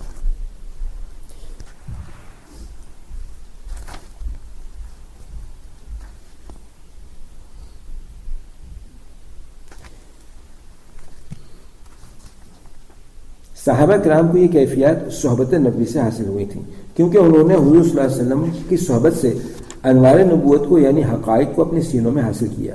علم نبوت کے نقوش تو کتابوں سے لیے جا سکتے ہیں، لیکن انوار نبوت کا محض کاغذ نہیں بن سکتا۔ نور کا محض تو مومن کا قلب ہی ہو سکتا ہے۔ جس طرح علوم نبوت کتابوں سے کتابوں منتقل ہوتے آ رہے ہیں، اسی طرح انوار نبوت سینوں سے سینوں میں منتقل ہوتے آ رہے ہیں۔ صحابہ کرام حضور اکرم صلی اللہ علیہ وسلم کی صحبت میں بیٹھے ان سے بلا واسطہ حصول فیض کیا، یعنی ان کے دل مشکات نبوت سے کاسب نور تھے۔ پھر تابعین نے صحابہ کی صحبت سے انوار حاصل کیے اور آگے سلسلہ چلتا رہا۔ اولیاء کو یہ نعمت نصیب ہوئی تو صرف اپنے مرشدوں کی صحبت میں بیٹھنے سے اور ان کی خدمت کرنے سے ہوئی۔ بس اس صحبت اور اس صحبت میں بہت فرق ہے۔ اسی فرق کی وجہ سے صحابہ کی فضیلت اور غیر صحابہ کی فضیلت میں فرق ہے، اور صحبتوں کے کمزور ہو جانے کی وجہ سے مشائخ کو ایسانی کیفیت کے حصول کے لیے صحبت کے ساتھ اذکار و اشغال کا اضافہ بھی کرنا پڑا۔ انوار کے نقل کی سواری۔ علوم کے حاصل کرنے اور علوم کے منتقل ہونے کے لیے تو زبان اور قلم کے واسطے کی ضرورت ہے، مگر انوار نبوت اور انوار ولایت کے جو ایمانی اور احسانی اور حبی کیفیات ہیں اور انہی کا حصول وجہ فضیلت ہے، ان کے نقل ہونے کے لیے بات کرنے اور باتیں سننے کی ضرورت نہیں، اور واعظ و نصیحت یا تحریر سے جو فیض پہنچتا ہے اور دل پر جن باتوں کا اثر ہوتا ہے وہ بھی بذریعہ نور ہی ہوتا ہے، کہ جو باتیں نورانی قلوب سے نکلتی ہیں ان کے اوپر نور کا لباس ہوتا ہے، اور جو باتیں یا تحریر اس نور کے بغیر ظاہر ہوتی ہیں وہ خواہ کتنی ہی اچھی عارفانہ اور ادیبانہ رنگ میں ہوں، دل پر ان کا اثر نہیں ہوتا، یا اگر ہوتا بھی ہے تو وقتی طور پر ہوتا ہے۔ لہٰذا انوار کے حصول کا تعلق قلوب سے ہے، اور قلوب کا قلوب سے قرب طریقے اور شرائط کے مطابق شیخ کے پاس بیٹھنے سے حاصل ہوتا ہے۔ پھر انوار و فیوز ایک دل سے دوسرے دل میں مخفی راستے سے آتے رہتے ہیں، اور اس مخفی راستے میں ان کی سواری توجہ اور محبت ہوتی ہے، بغیر اس سواری کے یہ مخفی راستہ طے نہیں کرتے۔ اللہ تعالیٰ نے جو خاصیتیں قلوب میں رکھی ہیں ان کے نظام کے تحت ان انوار کا حصول ہوتا ہے، خواہ نظر آئے یا نہ آئے، کیونکہ نظر آنا کشفی قوت سے تعلق رکھتا ہے۔ حضرت خواجہ صاحب فرماتے ہیں کہ شاید کوئی اس رمز سے آگاہ نہیں ہے، باتیں تو ہیں ہر دم مگر آواز نہیں ہے۔ صحبت کے متعلق شروع میں حضرت مرشدی کا ملفوظ عرض کیا کہ بزرگوں کی صحبت اکثر ہے بشرطے کہ دل میں کوئی خرخشہ نہ ہو۔ امید ہے کہ ناظرین کو اب کوئی خرخشہ اور اشکال باقی نہ رہا ہوگا، اس لیے سچی ارادت، عقیدت اور آداب اور اہتمام کے ساتھ شیخ کی صحبت مندرجہ ذیل طریقوں سے اختیار کر کے فیوز و برکات سے مالا مال ہو۔ صحبت شیخ کا طریقہ۔ یک زماں ہم صحبت با اولیاء، بہتر از 100 سال زہد و اتقا۔ اس کو ذکر رابطہ بھی کہتے ہیں۔ یہ طریقہ بہت جلد اللہ تعالیٰ تک پہنچانے والا ہے اور بہت آسان ہے۔ شیخ کی توجہ ان کے اخلاص کی برکت سے دل غفلت سے پاک ہو جاتا ہے، اور شیخ کی محبت کی کشش سے مشاہدہ الہی کے انوار دل میں چمکنے لگتے ہیں۔ ان کی موجودگی میں آداب اور طبیعت کی رضامندی، شوق اور ان کی طرف افتخار اور احتیاج دل میں رکھتے ہوئے اخذ فیض کا حریص بن کر ان کے مبارک قلب سے فیض آنے کا تصور کرتے ہوئے اپنے قلب کی طرف متوجہ رہے، اور ان کی غیر موجودگی میں ان کے تصور سے فیضیاب ہوتا رہے، اور مجلس میں حاضری اسی وقت دے جب خود شیخ نے مجلس کا وقت دیا ہو، چاہے عمومی چاہے خصوصی اجازت ہو۔ باقی اوقات میں خصوصاً جبکہ ملاقات سے شیخ کی ادنا گرانی کا بھی اندیشہ ہو، اس وقت حاضر نہ ہو۔ شیخ کی غیر موجودگی میں محبت کے ساتھ دل میں شیخ کو یاد رکھے، اور شیخ کی طرف سے اپنے دل میں فیض آنے کا خیال کرتے ہوئے اپنے دل کی طرف متوجہ رہے۔ عادت اللہ جاری ہے کہ جو اپنے قلب کی طرف متوجہ ہوتا ہے تو فیوز الہیہ اس میں آنے شروع ہو جاتے ہیں، لیکن چونکہ اصل مبدا فیاض باری عز اسمہ کی طرف کامل توجہ کرنے کی مبتدی میں استعداد نہیں ہوتی، اس لیے شیخ کے واسطے سے کام آسان ہو جاتا ہے، کیونکہ وہ ہم جنس ہے، اور ہم جنس سے پھر جملہ مناسبت ہوتی ہی ہے۔ یہ شیخ کی طرف خیال کرنا بظاہر غیر اللہ کی طرف متوجہ ہونا ہے، مگر شیخ چونکہ موصل اللہ تعالیٰ ہے، اس لیے اس کا خیال دراصل اللہ تعالیٰ کا خیال پیدا کرنے والا اور غیر اللہ کے خیال کو مٹانے والا ہے، جیسا کہ مثنوی شریف میں ہے، چون خلیل آمد خیال یار من صورتش بت معانی اور بت شکن۔ یعنی شیخ کے خیال کی مثال حضرت ابراہیم خلیل اللہ علیہ نبینا علیہ الصلوۃ والسلام کے قول کی طرح ہے کہ جو انہوں نے چاند کو دیکھ کے فرمایا تھا کہ ھذا ربی، کہ اس قول کا ظاہر تو شرک ہے لیکن حقیقت اس کی شرک کا ابطال تھی۔ صحبت شیخ میں ہر وقت کا حاضر باش۔ شیخ کی صحبت میں مندرجہ بالا طریقے پر متوجہ ہو کر بیٹھنا اور فیض کا تصور کرنا انہی حضرات کے لیے ہے کہ جو صرف مخصوص مجلس میں تھوڑی دیر کے لیے حاضری دیں اور مجلس بھی خاموش ہو۔ لیکن اگر کسی کو ہر وقت کی حاضر باشی نصیب ہو تو اس کے لیے اخذ فیض کی صرف نیت ہی کافی ہو جاتی ہے، توجہ کے خصوصی اہتمام کی ضرورت نہیں، بلکہ خدمت یا اپنے دیگر معمولات میں مشغول رہے۔ اسی طرح اگر مجلس میں شیخ کچھ فرما رہے ہوں یا کوئی کتاب وغیرہ سنائی جا رہی ہو تو انہی ارشادات کو غور سے سنیں، کیونکہ الحکم میں ہے کہ جو کلام کسی متکلم سے ظاہر ہوتا ہے ضرور اس پر اس متکلم کے قلب کا نورانی یا تاریک لباس ہوتا ہے کہ جس سے وہ پیدا ہوا، لہذا شیخ کا کلام سننے سے دل میں نور آئے گا۔ اسی طرح اگر کسی کو اپنے دل کی طرف متوجہ رہنے اور شیخ کی طرف سے فیض آنے کے تصور کرنے میں بالکل مناسبت نہ ہو اور خیال میں بالکل یکسوئی نہ ہو سکتی ہو اور خاموش بیٹھنے میں دل میں اپنے آپ ہی فضول باتیں شروع ہو جاتی ہوں اور دوسری طرف مشغول ہوتا ہو، تو ایسے آدمی کو مجلس میں آہستہ آہستہ کوئی سے ذکر میں مشغول ہو جانا چاہیے، خواہ درود شریف کا ورد رکھے۔ اور آج کل اس راستے کے نئے لوگوں کا اکثر یہی حال ہوتا ہے۔ صحبت کے شروط اور طریقوں کا مطلوب۔ اخذ فیض کے مندرجہ بالا طریقے دراصل شیخ کی طرف یکسوئی سے متوجہ ہونے اور شیخ سے مربوط رہنے کے لیے ہوتے ہیں، اور ان میں اصل چیز محبت ہے۔ اگر محبت قوی ہو تو ہر حال میں شیخ کی طرف توجہ رہے گی، کسی بھی خاص طریقے کی ضرورت نہیں۔ محبت تجھ کو آداب محبت خود سکھا دے گی۔ رسالہ اکابر کے تقویٰ میں حضرت مرشدی کا قصہ لکھا ہے کہ اعلیٰ حضرت سہارنپوری حضرت مرشد پاک کے شیخ مدرسے میں اپنی سیدری میں تشریف فرما ہوتے اور حضرت مرشد پاک کتب خانے میں مشاغل علمیہ میں انہماک سے مشغول ہوتے۔ سیدری کے باہر پہلے صحن ہے، اس کے آخر میں دوسری منزل پر کتب خانہ ہے۔ حضرت سہارنپوری جب حضرت شیخ کو طلب فرماتے تو مدرسے کے دربان کو آہستہ سے کہتے کہ اوپر سے مولوی زکریا کو بلا لاؤ۔ وہ پوری بات نہ سن سکنے کی وجہ سے بعض وقت پوچھتا ہے کہ حضرت کیا فرمایا؟ اتنے میں حضرت مرشد پاک اوپر سے پکار کر جواب دیتے کہ حضرت حاضر ہو رہا ہوں۔ یہ قصہ بہت دفعہ پیش آتا تھا۔ آواز ثلاثہ میں حضرت گنگوہی کا فرمانا تو یہاں تک لکھا ہے کہ فرمایا کہ 3 سال کامل حضرت امداد کا چہرہ میرے قلب میں رہا ہے اور میں نے ان سے پوچھے بغیر کوئی کام نہیں کیا۔ حدیث پاک میں آتا ہے کہ آدمی کو جس سے محبت ہوتی ہے اسی کے ساتھ ہوتا ہے۔ صوفیہ کے اسلام میں تصور شیخ کی حقیقت بھی یہی محبت ہے کہ جس سے فیض آتا ہے، اور سوری تصور کرنا کبھی محبت پیدا کرنے کا ذریعہ بن جاتا ہے۔ اس کے علاوہ وہ وساوس وغیرہ کے علاج کے لیے ہوتا ہے۔ لہذا اصل چیز محبت کو بڑھانے کی فکر کرنا چاہیے، کہ جس کے لیے اول قدم تو شیخ کے انتخاب کے وقت تھا کہ اپنی مناسبت والے شیخ سے بیعت ہو، اور پھر شیخ کے کمالات علمی اور عملیہ، ان کے احسانات، خصوصاً یہ کہ وہ میرا واحد موصل الی المحبوب حقیقی ہے، وہ میرے ذاکر بننے اور میرے مذکور رب العالمین بننے کا ذریعہ ہے، اس کو سوچا کرے۔ شیخ سے تعلق رکھنے میں ایک احتیاط۔ جب تک شیخ سے گہری محبت پیدا نہ ہو جائے اس وقت تک اس سے اپنا تعلق صرف اللہ کی جانب کا رکھے اور صرف اسی لائن کے اقوال اور افعال اور احوال سے سروکار رکھے، باقی دوسری لائنوں کی ان کی خانگی باتوں سے بے تعلق بلکہ بے خبر رہنے کی کوشش کرے، کیونکہ یہ ان کا اپنا بشری حصہ ہے، اور شیخ چاہے کتنا ہی بڑا قطب ہو معصوم نہیں ہوتا۔ لامحالہ ان کے درجے کے لحاظ سے اس میں کچھ کدورتیں ہو سکتی ہیں، اکثر باتیں وہ واقع میں قابل اشکال نہ ہوں، مگر مرید بدفہم اور کمزور محبت والے کے لیے قابل اشکال ہوں گی، اور جب آدمی اپنی توجہ ان کی طرف کو چلائے گا تو بسا اوقات اعتراض پیدا ہوگا کہ جو بودھ اور محرومی کا باعث بن جائے گا۔ فیض شیخ کو باقی رکھنا۔ مجلس شیخ میں جو شیخ سے فیض حاصل ہوا اس کو باقی رکھنے کے لیے 2 چیزوں کی ضرورت ہے، ایک قلت مخالطت مع الانام، دوسری معمولات کی پابندی۔ صحبت شیخ کا کامل اثر حاصل کرنے کے لیے ذکر اللہ کا بیان۔ صحبت شیخ کا کامل اور دیرپا اثر انہی لوگوں پر ہوتا ہے کہ جو شیخ کے بتلائے ہوئے ذکر کی پابندی کرتے ہیں۔ ذکر کے انوار سے شیخ کے انوار حسنہ، انوار فہم اور معرفت کو جذب کرنے کی استعداد پیدا ہو جاتی ہے، کیونکہ یہ سلوک کے اذکار قلب کی صفائی کے لیے تجویز ہوتے ہیں۔ اسی لیے مختلف اذکار کے فضائل کتابوں سے دیکھ کر کوئی سا ذکر خود نہیں تجویز کیا جاتا، بلکہ یہ کام شیخ کی تجویز اور تلقین پر موقوف کیا گیا ہے۔ ان میں اسی علاج و تزکیے کی غرض سے ضرب و جہر، حیت و حرکت اور یکسوئی وغیرہ کے شرائط مقرر ہوئے، ورنہ تو ذکر کرنے کے ثواب میں ان شرائط کو براہ راست کوئی دخل نہیں۔ ہاں، ایک مقصد عظیم کے معاون اور ذریعہ بننے کی وجہ سے ان شرائط کا بھی ثواب ہے۔ ذکر سے صحبت شیخ کا کامل فائدہ ہونے کی توضیح۔ یہ بات ظاہر ہے کہ شیشہ قلب جتنا صاف ہوگا اس میں شیخ کے قلبی نور کا انعکاس زیادہ ہوگا اور انوار زیادہ آویں گے، اور پھر آ کر واپس نہیں جاویں گے بلکہ ٹھہر جاویں گے۔ دوسرے یہ کہ قلب کی صفائی کرنے کا مطلب غیر خدا کے خیالات اور محبتوں اور تعلقات کو نکالنا ہے۔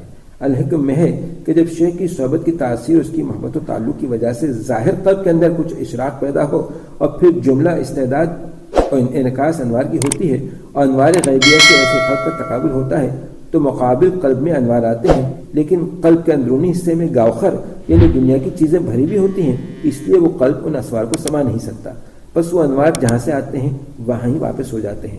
لہذا صفائی قلب کے ایسے اذکار بھی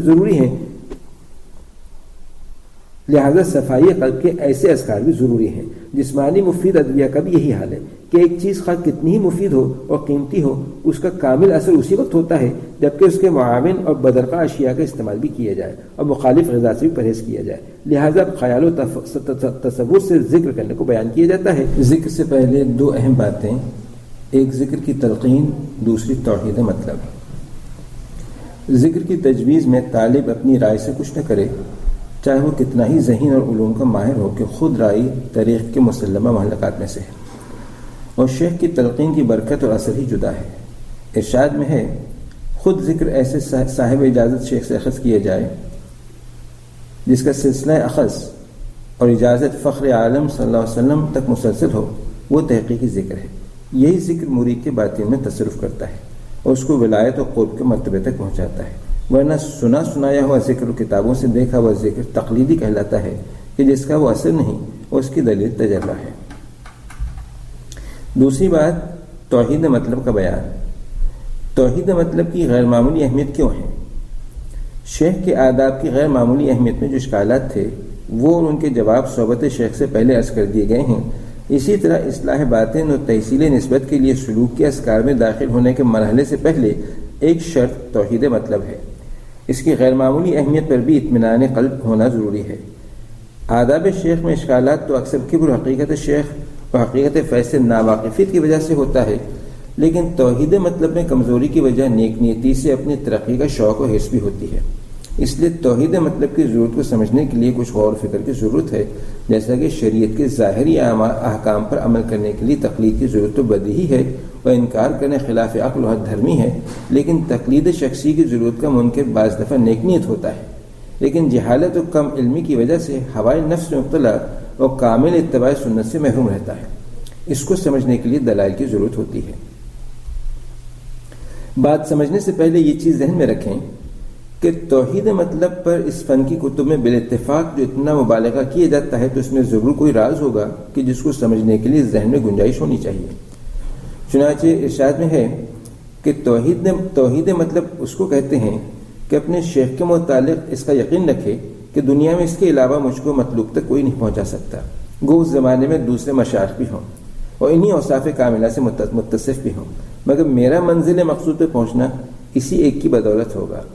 سو توحید مطلب سلوک کا بڑا رکن ہے، اور جس کو یہ حاصل نہ ہوگا وہ پراگندہ اور پریشان اور ہر جائی بنا پھرے گا اور کسی جنگل میں بھٹکتا ہوا کیوں نہ ہلاک ہو جائے۔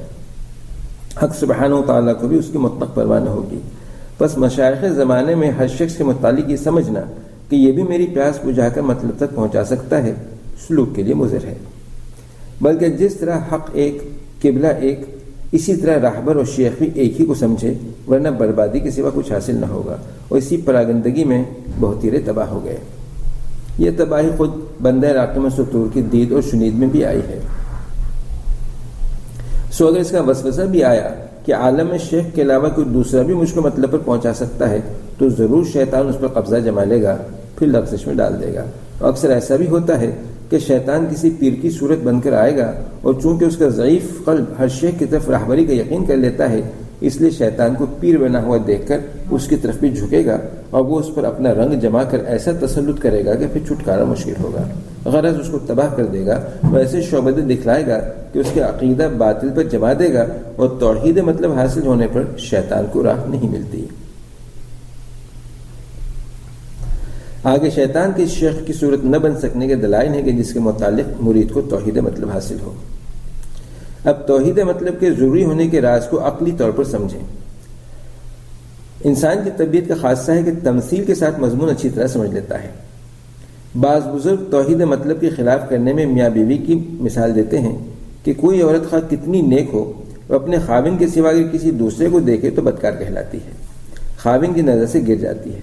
اس عورت کا یہ کہنا صحیح نہیں ہوتا ہے کہ جس کو میں دیکھ رہی ہوں وہ میرے خاوند سے زیادہ بزرگ، زیادہ با کمال اور احسان کرنے والا ہے، بلکہ وہ میرے خاوند کا بھی محبوب اور محسن ہے، کیونکہ اس تعلق نکاح کی نوعیت و مقصد یہ ہے کہ ہر جائے پن کے نقصانات سے بچ کر تعلق کی خصوصیت قائم رہے۔ اس میں کمزوری دکھانے سے عورت بدکار کہلاتی ہے اور خاوند کی نظر سے گر جاتی ہے۔ اسی طرح روحانی تعلق میں ایک عبد و معبود کا تعلق ہے۔ اپنے معبود کو ایک ماننے والا موحد اور مسلمان کہلاتا ہے۔ اگر وہ اپنی عبادت میں کسی دوسرے کو بھی تھوڑا سا شریک کر لے تو مشرک اور مردود ہو جاتا ہے، چاہے وہ شریک معبود کی کتنی ہی محبوب اور مقرب ہستی ہو۔ اسی طرح روحانی تعلق میں ایک تعلق پیر اور مرید کا ہے۔ اس پوری پیری مریدی میں کسی دوسرے پیر کو ذرا سا بھی شریک کرنا مردود طریقت بنا دیتا ہے۔ چنانچہ حاجی صاحب قدس سیرو فرماتے ہیں کہ ہر جائی ہونے سے نقصان ہے، اگرچہ ظاہر میں فائدہ معلوم ہوتا ہو وہ عارضی ہوتا ہے اور باطن میں نسبت قطع ہونے کا خوف ہوتا ہے۔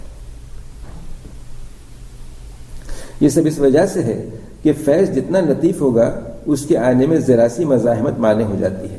مادیات میں اس کی مثال بجلی کے کرنٹ کی سی ہے کہ بجلی کے پنکھے کو ہلکا اور تیز کرنے کے لیے جس تار میں بجلی کی رو کرنٹ آ رہی ہے اس کو کم کرنے یا بالکل بند کر دینے کے لیے رو کے بیچ میں مختلف درجوں کی مزاحمت والی ریزسٹنسز لگا دیتے ہیں، اور جہاں کرنٹ بہت لطیف ہو کہ ہاتھ لگانے سے محسوس نہ ہو وہاں بہت خفیف سی مزاحمت کرنٹ کو بند کر دیتی ہے۔ حتیٰ کہ اب ایسی مشینیں تیار ہو گئی ہیں کہ جن میں بجلی کے بہت ہی لطیف اثرات سے کام لیا جاتا ہے، اور ان کے اثر کو روکنے کے لیے مزاحم اشیاء کا کرنٹ کے اندر داخل ہونا بھی ضروری نہیں، بلکہ دور فاصلے ہی سے مزاحمت اپنا اثر کرتی ہے، حتیٰ کہ گرمی سردی کے اثر سے بھی کرنٹ بند ہو جاتی ہے۔ بعض مشینوں پر تو آواز تک کا اثر پڑتا ہے۔ جب مادی فیض کا یہ حال ہے تو روحانی فیض کی لطافت و نزاکت اسی پر قیاس کر لو۔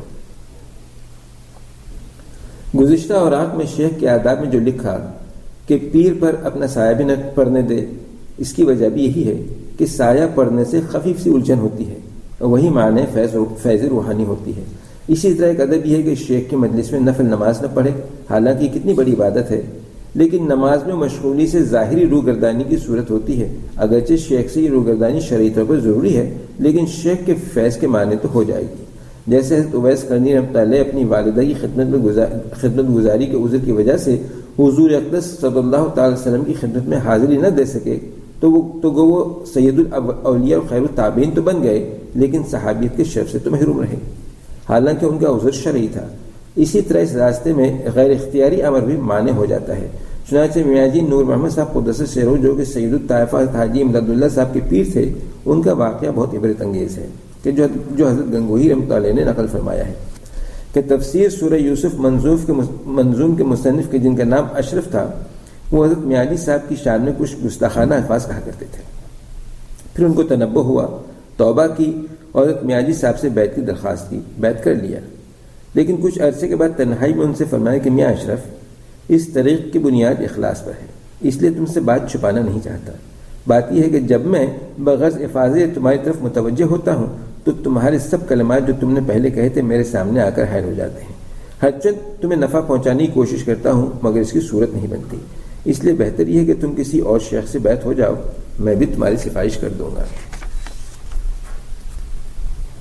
اس واقعے کو یہاں نقل کرنے کا مقصد فیض آنے میں غیر اختیاری مزاحمت کا ایک اثر بیان کرنا تھا۔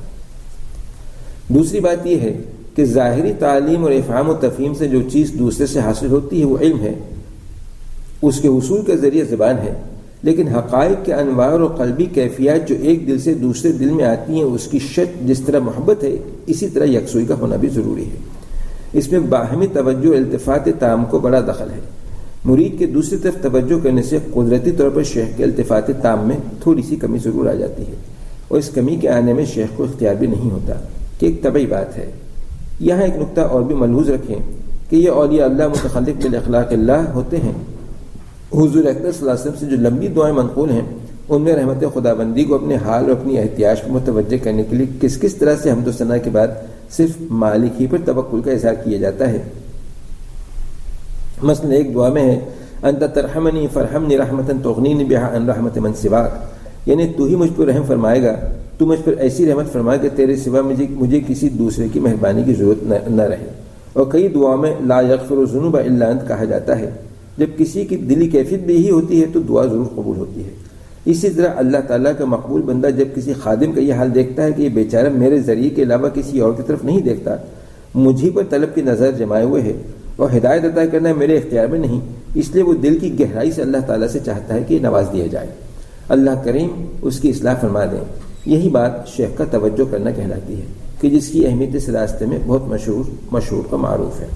مشائخ کے قلوب کو حق تعالیٰ سے وابستگی ہوتی ہے، ان کے قلوب بمنزلہ عرش کے ہوتے ہیں، وہ محل و نظر اور تجلیات خداوندی ہوتے ہیں، اس لیے اولیاء کے افکار کی رسائی دربار خداوندی میں ہوتی ہے۔ ان کے مبارک قلوب میں جس خوش قسمت کا خیال اور فکر آ جاتا ہے، یعنی وہ جس پر توجہ فرماتے ہیں، وہ من جانب اللہ نواز دیا جاتا ہے۔ عالم اسباب میں اگر اس کی ہدایت اور اصلاح کے لیے کسی ظاہری اور تدبیر و علاج کی ضرورت ہوتی ہے تو اس کا شیخ کے قلب میں القاء کر دیا جاتا ہے کہ جس کو شیخ اپنی زبان سے ظاہر کر دیتا ہے۔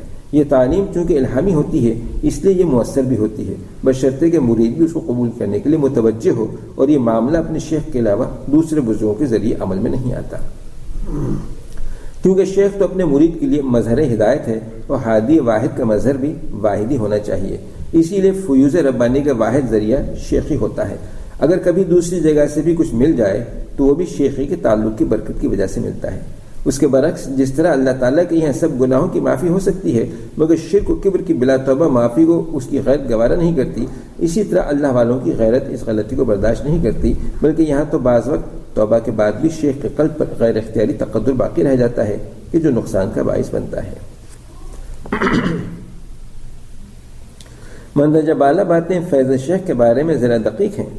زبانی تعلیم و تربیت میں توحید مطلب کی ضرورت کی مثال عام فہم ہو سکتی ہے، وہ جسمانی معالجے کی ہے کہ اگر کوئی شخص ایک حکیم یا ڈاکٹر سے مرض تشخیص کرائے، دوسرے سے دوا تجویز کرائے اور تیسرے سے پرہیز پوچھ لے، ظاہر ہے کہ اس مریض کا یہ طریقہ ہلاکت کا باعث ہوگا، کیونکہ ایک مقررہ معالج تو مریض کے مزاج، قوت اور اپنی دوا کے اثرات وغیرہ تمام حالات سے واقف ہوتا ہے، اور دوسرے نئے معالج خواہ کتنے ماہر ہوں وہ واقف نہیں ہوتے۔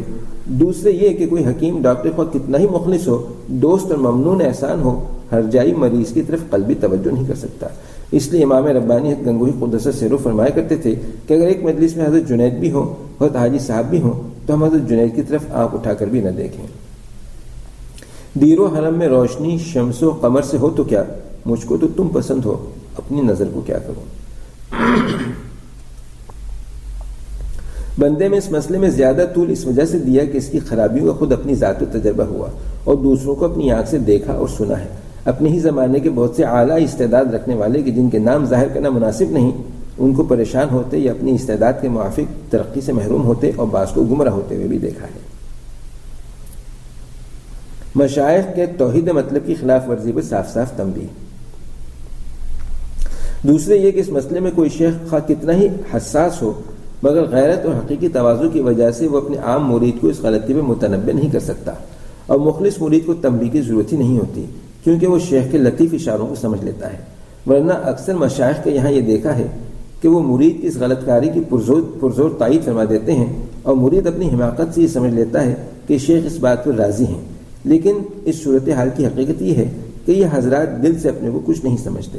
اگر کسی مرید میں ترقی دیکھتے ہیں تو اس کو مرید کے حسن عقیدتی کا ثمر خیال فرماتے ہیں، اس میں کمی کی صورت میں اپنے سے لپٹائے رکھنا فضول سمجھتے ہیں۔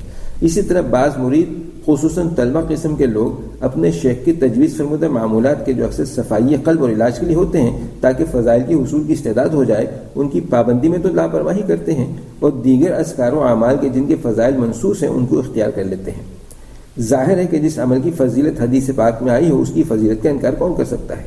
جب کسی سے پوچھا جائے گا تو یہی جواب ہوگا کہ بہت اچھا ہے، اللہ مبارک کرے، لیکن اپنا علاج چاہنے والے کے لیے یہ ناکامی کا راستہ ہے، اور جس نے اپنے کو تندرست یا اصلاح اور علاج کے طریقوں کا واقف سمجھ لیا ہو اس کو کسی شیخ کی ضرورت نہیں۔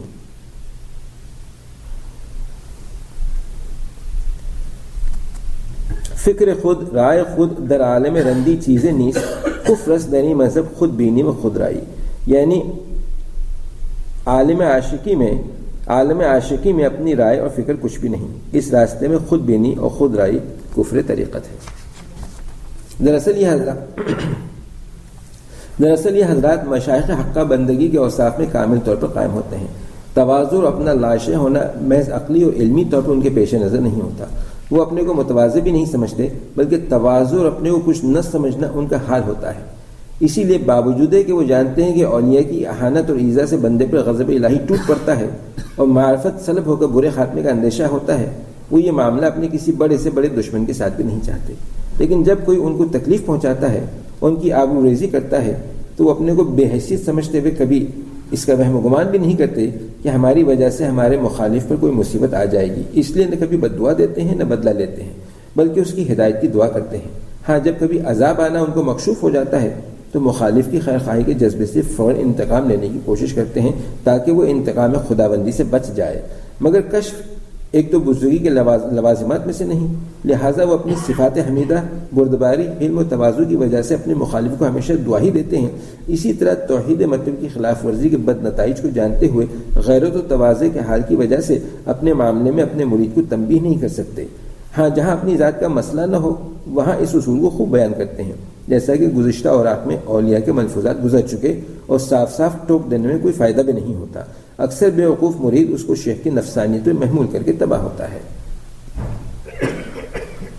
جملہ مذکورہ امور کے بارے میں یہ ملحوظ رہے کہ یہ سب باتیں صرف بیت سلوک کرنے والے اور حصول قرب کے لیے سلوک کے اذکار اختیار کرنے والوں کے لیے ہیں، دیگر حضرات پابند رہیں۔ اس کی تفصیل رسالہ محبت میں سلوک کے 3 مراحل کے ذیل میں ملاحظہ فرمائیں۔ توحید مطلب کے ساتھ دوسرے مشائخ کے پاس جانا۔ اگر خود شیخ یا اپنے کسی مرید کو کسی دوسرے شیخ یا اپنے کسی خلیفے کے سپرد کر دے تو یہ توحید مطلب کے بالکل خلاف نہیں ہوگا۔ اسی طرح اپنے شیخ کے علاوہ دوسرے مشائخ کی صرف زیارت کرنا، ان سے دعائیں لینا بھی خلاف نہیں۔ اسی طرح اپنے شیخ کے ہم مسلک، ہم مذاق اور شیخ کے عقیدت مند دیگر مشائخ کی صحبت میں برکت کے لیے بیٹھنا بھی مفید ہے، بشرطے کہ ان سے اپنی اصلاح و تربیت کے بارے میں کوئی سوال نہ کرے اور ایسی طلب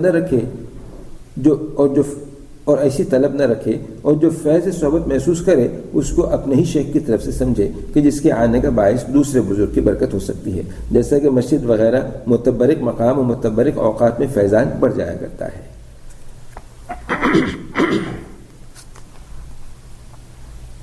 وحدت مطلب کی اہمیت میں قطب ربانی شیخ عبد الوہاب شعرانی رحمۃ اللہ علیہ کا ملفوظ۔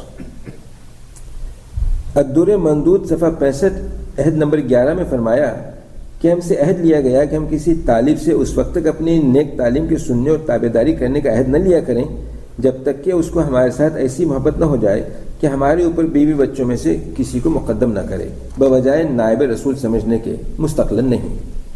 کیونکہ اگر حضور صلی اللہ علیہ وسلم اس بات کو نہ جان لیتے کہ محبت ناصح کو جلد ہدایت حاصل ہونے میں بہت زیادہ دخل ہے تو آپ یہ ارشاد نہ فرماتے کہ کوئی شخص اس وقت تک مومن نہیں ہو سکتا جب تک کہ میں اس کے بیوی بچوں اور تمام آدمیوں سے زیادہ اس کو محبوب نہ ہو جاؤں۔ اور یہ بات معلوم ہے کہ اس امت میں جو لوگ اللہ کی طرف بلانے والے ہیں وہ سب حضور صلی اللہ علیہ وسلم کے نائب ہیں، بس بوجہ وارث ہونے کے ان کے ساتھ بھی ادب اور محبت وہی ہونی چاہیے کہ جو رسول اللہ صلی اللہ علیہ وسلم کے ساتھ ضروری ہے، تاکہ مرید میں عبدیت کامل ہو جائے اور اس کو اپنے شیخ کے بارے میں اعتقاد کرنا چاہیے کہ وہ اس کے نفس سے زیادہ اس پہ شفیق ہے، جیسا کہ جناب رسول اللہ صلی اللہ علیہ وسلم تھے۔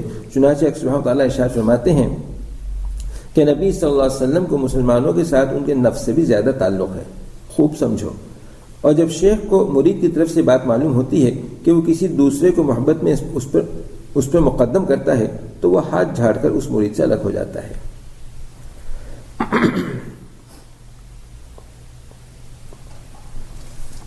شیخ عارف باللہ عادی بن مسافر جو کہ اس طریق کے ایک رکن اعظم ہیں فرماتے ہیں کہ تم کسی شیخ سے ہرگز کچھ نفع نہیں حاصل کر سکتے جب تک کہ تمہارا اعتقاد اس کے بلکہ اس کے ہم جنسوں کے بارے میں ہر اعتقاد سے بڑا ہوا نہ ہو۔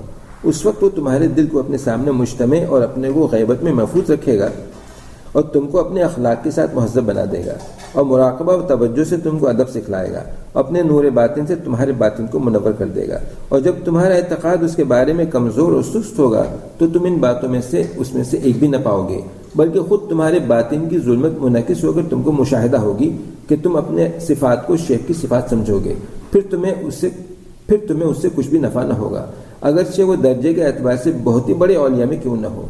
سیدی علی بن وفا کے کلام میں ہے کہ یہ بات جان لینی چاہیے کہ اہل اللہ کے دل پہاڑوں کی مانند ہیں، سو جس طرح پہاڑ کو سوائے شرک باللہ کی کوئی چیز ان کی جگہ سے نہیں ہٹا سکتی، چنانچہ حق سبحانہ وتعالیٰ کا ارشاد ہے کہ پہاڑ ٹوٹ کر اس بات سے گر پڑتے ہیں کہ لوگوں نے اللہ کے لیے اولاد بنا لی۔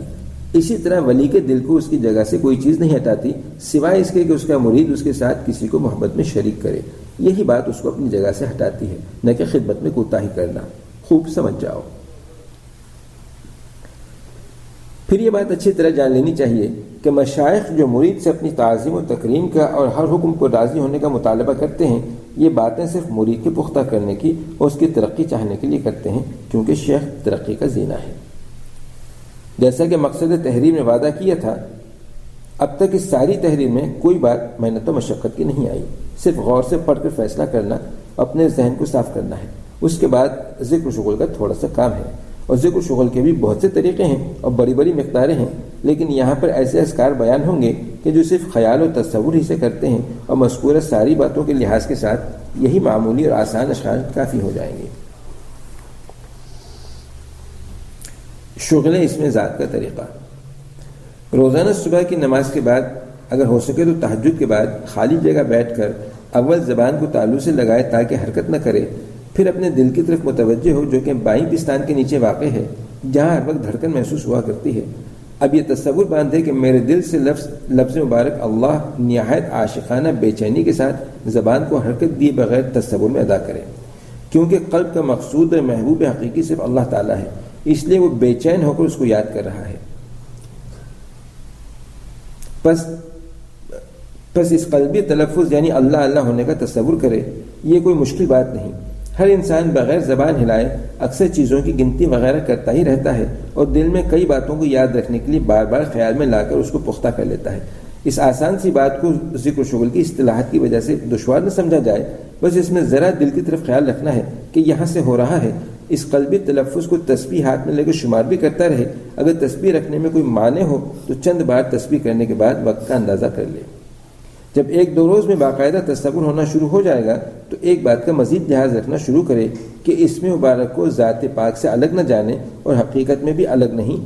اسم کا خیال آنے سے مسمى کی طرف خود ہی خیال چلا جایا کرتا ہے، مگر یہاں ذات پاک چونکہ ایسی ذات ہے کہ جو شکل و صورت سے پاک اور عقل و فہم کے ادراک سے بالا ہے، لیکن اسم مبارک میں اس کی تجلی ضرور ہے، اس لیے تھوڑی سی توجہ اور قصد سے اس کی طرف دھیان ہو سکتا ہے۔ جس طرح اسم مبارک کا تصور کرتے وقت یہ خیال کیا کہ یہ تصور دل سے ہو رہا ہے، اس کے ساتھ یہ خیال بھی کرے کہ دل ذات پاک کی طرف متوجہ ہے، یعنی اس لفظ مبارک کے مسمى کو یاد کر رہا ہے۔ اگر شروع میں ذات پاک کی طرف دھیان کرنے میں دشواری ہو تو تشویش میں نہ پڑے، سادے طریقے سے کرتا رہے۔ چند روز کے بعد دھیان ہونا خود ہی شروع ہو جائے گا، پھر قصداً پوری توجہ کرنا بھی آسان ہوگا۔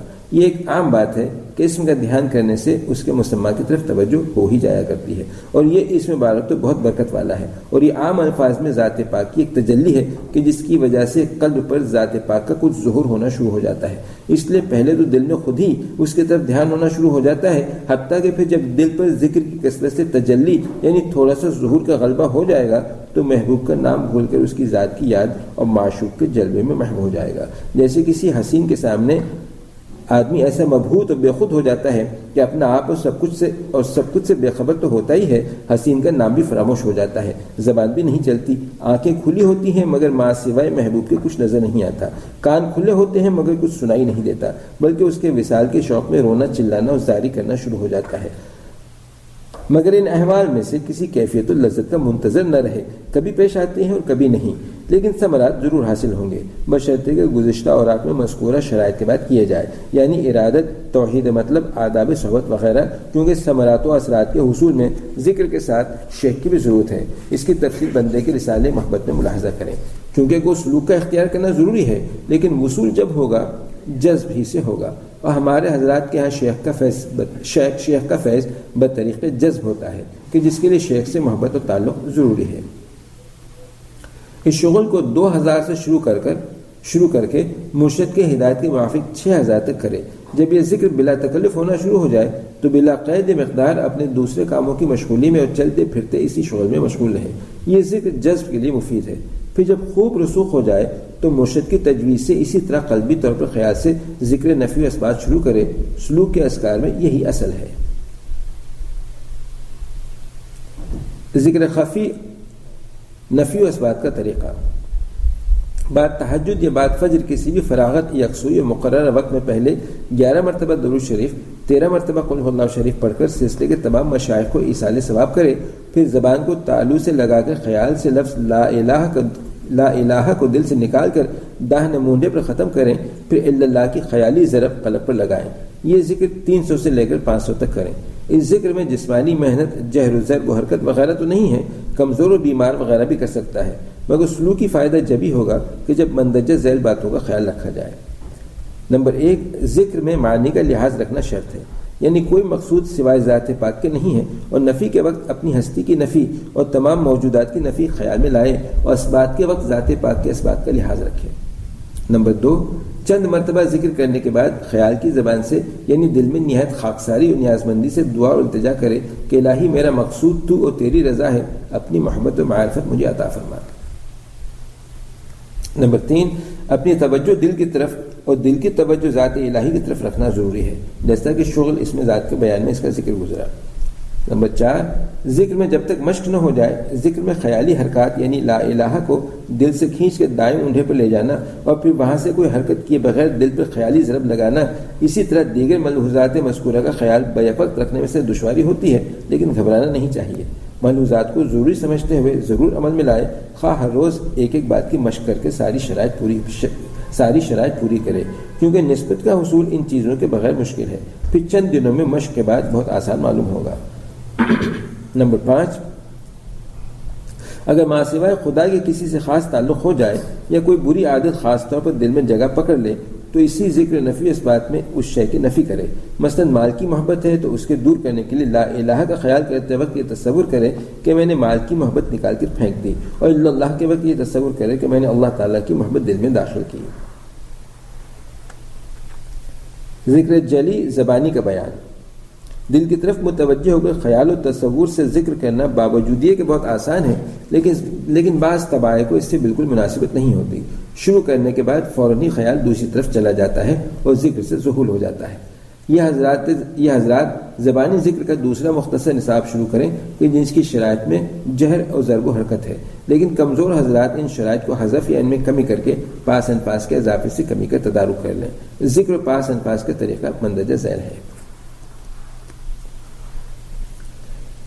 12 تسبیح نفی اس بات کا آسان طریقہ۔ بعد تہجد یا بعد فجر کسی بھی مقررہ اور یکسوئی کے وقت میں توبہ، استغفار، عجز و انکساری کر کے دعا کرے، اللہم طاہر قلبی غیرک و نور قلبی بنور معرفتک، اور 1 منٹ یہ خیال کرے کہ اب میں جتنی دیر ذکر کروں گا اللہ تعالیٰ بھی اپنی رحمت سے مجھے یاد فرمائیں گے اور میری طرف خصوصی طور پر متوجہ ہوں گے۔ پھر 11 بار درود شریف اور 13 بار قل هو اللہ شریف پڑھ کر اپنے سلسلے کے مشائخ کو ایصال ثواب کرے۔ پھر 4 زانوں بیٹھے، کمر کو سیدھی رکھے، پھر خوب اطمینان و تعظیم کے ساتھ خوش الحانی سے ذکر شروع کرے کہ سر کو قلب کی طرف تھوڑا سا جھکا کر کلمہ اللہ کو قوت اور مد کے ساتھ دل سے کھینچ کر اور الہا کو داہنے مونڈے پر لے جا کر سر کو پشت کی طرف مائل کر کے تصور کرے کہ دل سے ہر غیر اللہ کو نکال کر پس پشت ڈال دیا، اور دم کو چھوڑ کر لفظ الا اللہ کی ہلکی سی ضرب دل پر لگائے اور تصور کرے کہ عشق و نور الہی کو دل میں داخل کیا۔ اسی طرح نفی اس بات کو 200 بار کرے، بیچ میں 10-11 بار کے بعد محمد رسول اللہ صلی اللہ علیہ وسلم بھی کہتا رہے۔ اس کے بعد لمحے 2 لمحے کے لیے آنکھیں بند کرے، خیال کرے کہ فیضان الہی عرش سے میرے سینے میں آتا ہے۔ 40 روز اتنا ہی کرے، پھر اپنا شوق اور قوت دیکھ کر صرف اللہ ہلکی ضرب کے ساتھ 400 بار دمادم کرے، پھر لمحے 2 لمحے کے لیے فیضانے کا تصور کرے اور 2 چلے یہی دونوں ذکر نفی اثبات و اثبات مجرد کرتا رہے۔ پھر تیسرے چلے میں اس میں ذات لفظ مبارک اللہ کا اضافہ کرے، اس طرح کہ اول حرف ہا لفظ اللہ کو پیش اور دوسری ہائے لفظ اللہ کو ساکن کرے یعنی جزم دے، اور آنکھیں بند کرے اور سر کو داہنے مونڈے پر لا کر لفظ مبارک اللہ کے دونوں ضرب دل پر مارے، اس کو دم 600 بار کرے۔ بیچ میں کسی وقت اللہ حاضری، اللہ ناظری اور اللہ معی بھی کہے۔ اس کے بعد صرف اللہ ہائے ساکن کے ساتھ 100 بار دل پر ضرب کرے۔ اس ذکر کو مرشد سامنے بٹھلا کر سکھلائے، پہلے مرشد کرے اور پھر طالب سے سنے، کچھ غلطی ہو تو اصلاح کر دے۔ طریقہ پاس انفاس، لفظ مبارک اللہ کو سانس کے ساتھ اوپر کھینچے اور لفظ ہو کے ساتھ سانس کو چھوڑ دے، یعنی سانس لینے میں ذرا سی حرکت کے ساتھ لفظ اللہ کا خیال کرے اور سانس واپس کرنے میں ہو پیدا کریں۔ ملحوظ، اس کو سیکھنے اور سکھلانے کے وقت تو سانس زور سے لیا جائے گا، مگر طریقہ سمجھ لینے کے بعد سانس کو اپنی طبیعی حالت پہ رکھنا چاہیے۔ اس کو شروع میں چند منٹ کرے، پھر تدریجاً بڑھاتا رہے حتیٰ کہ بلا تکلف ہر وقت جاری رہے۔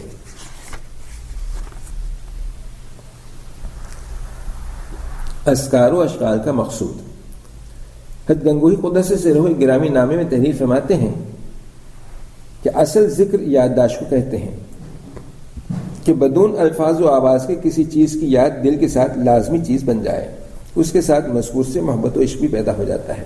جیسے دوست کو دور ہونے کی حالت میں یاد رکھتا ہے، حالانکہ بعض دفعہ دوست کا نام بھی بھولا ہوا ہوتا ہے لیکن اس کی یاد دل میں قائم ہوتی ہے۔ یہی حقیقی ذکر اور اللہ تعالیٰ کی یاد ہے۔ اس کا سمجھنا کوئی مشکل نہیں، اکثر عام آدمیوں کو بھی تھوڑی دیر کے لیے بغیر کسی مشق و طریقے کے حاصل ہو جاتی ہے۔ مثلا کسی سخت مشکل میں سب طرف سے مایوس ہو کر اور اضطراب کے وقت میں جب کوئی اللہ تعالیٰ سے دعا کرتا ہے اور یا اللہ کہہ کر خطاب کرتا ہے، اس وقت ظاہر ہے کہ اس کو حضوری اخلاص، حقیقی ذکر و تعلق سب کچھ حاصل ہوتا ہے، بلکہ ڈوبتے وقت تو مشرک بھی اخلاص و توحید کے ساتھ اللہ تعالیٰ کو یاد کرتا ہے۔ چنانچہ ارشاد باری تعالیٰ شانہ ہے، فَإِذَا رَكِبُوا فِي الْفُلْكِ دَعَوُا اللَّهَ مُخْلِصِينَ لَهُ الدِّينَ، کیونکہ ایسی حالت میں فطری عمل ظاہر ہوتا ہے، کیونکہ اللہ تعالیٰ کو ایک ماننا ہر انسان کی فطرت میں داخل ہے، لیکن عام حالات میں عامی کو یہ بات نصیب نہیں ہوتی، چاہے وہ عبادات میں ہی کیوں نہ مشغول ہو۔ سلوک کے اذکار و اشعار سے بات یعنی حقیقی یاد پیدا ہونا شروع ہو جاتی ہے۔ پہلی بات اشغال کی مشغولی میں چند لمحوں کے لیے ہوتی ہے، پھر اشغال کی مشغولی کے پورے اوقات میں حاصل رہتی ہے، پھر رفتہ رفتہ اس کا دل پر غلبہ ہو جاتا ہے اور وہ دل میں پیوست ہو جاتی ہے اور دل کی لازمی چیز بن جاتی ہے۔ اب غفلت ہونا ایسا مشکل ہو جاتا ہے جیسا کہ پہلے یاد کا قائم ہونا مشکل تھا۔ عبادات اور زندگی کے تمام کاموں میں یہی یاد اور دھیان قائم رہتا ہے، بلکہ بعض مقام اور بعض حالات میں کہ جہاں اللہ تعالیٰ کی یاد ادب کے خلاف معلوم ہوتی ہے، وہاں بھی غافل ہونا مشکل ہوتا ہے۔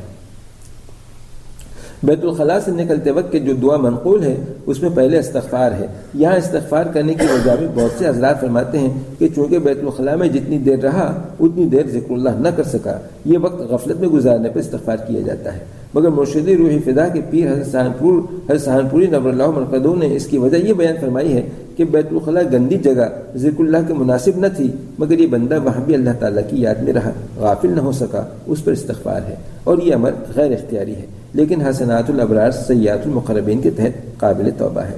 اسی طرح انتہائی غم اور انتہائی خوشی اور سخت مشغولی اور کسی امر میں گہری سوچ و فکر کے حالات میں بھی وہ چیز اپنی جگہ قائم رہتی ہے، وہ اس کے قائم ہونے کی طرف التفات نہ ہو۔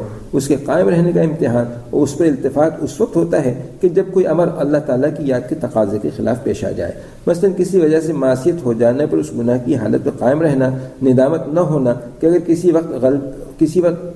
کسی وقتی غلبے یا غلطی سے کوئی بات ہو جائے تو اگر فوراً ندامت ہوئی اور توبہ کر لی تو سمجھیں گے کہ یاد قائم ہے، اگر معصیت پر قائم رہا تو سمجھیں گے کہ یاد قائم نہیں۔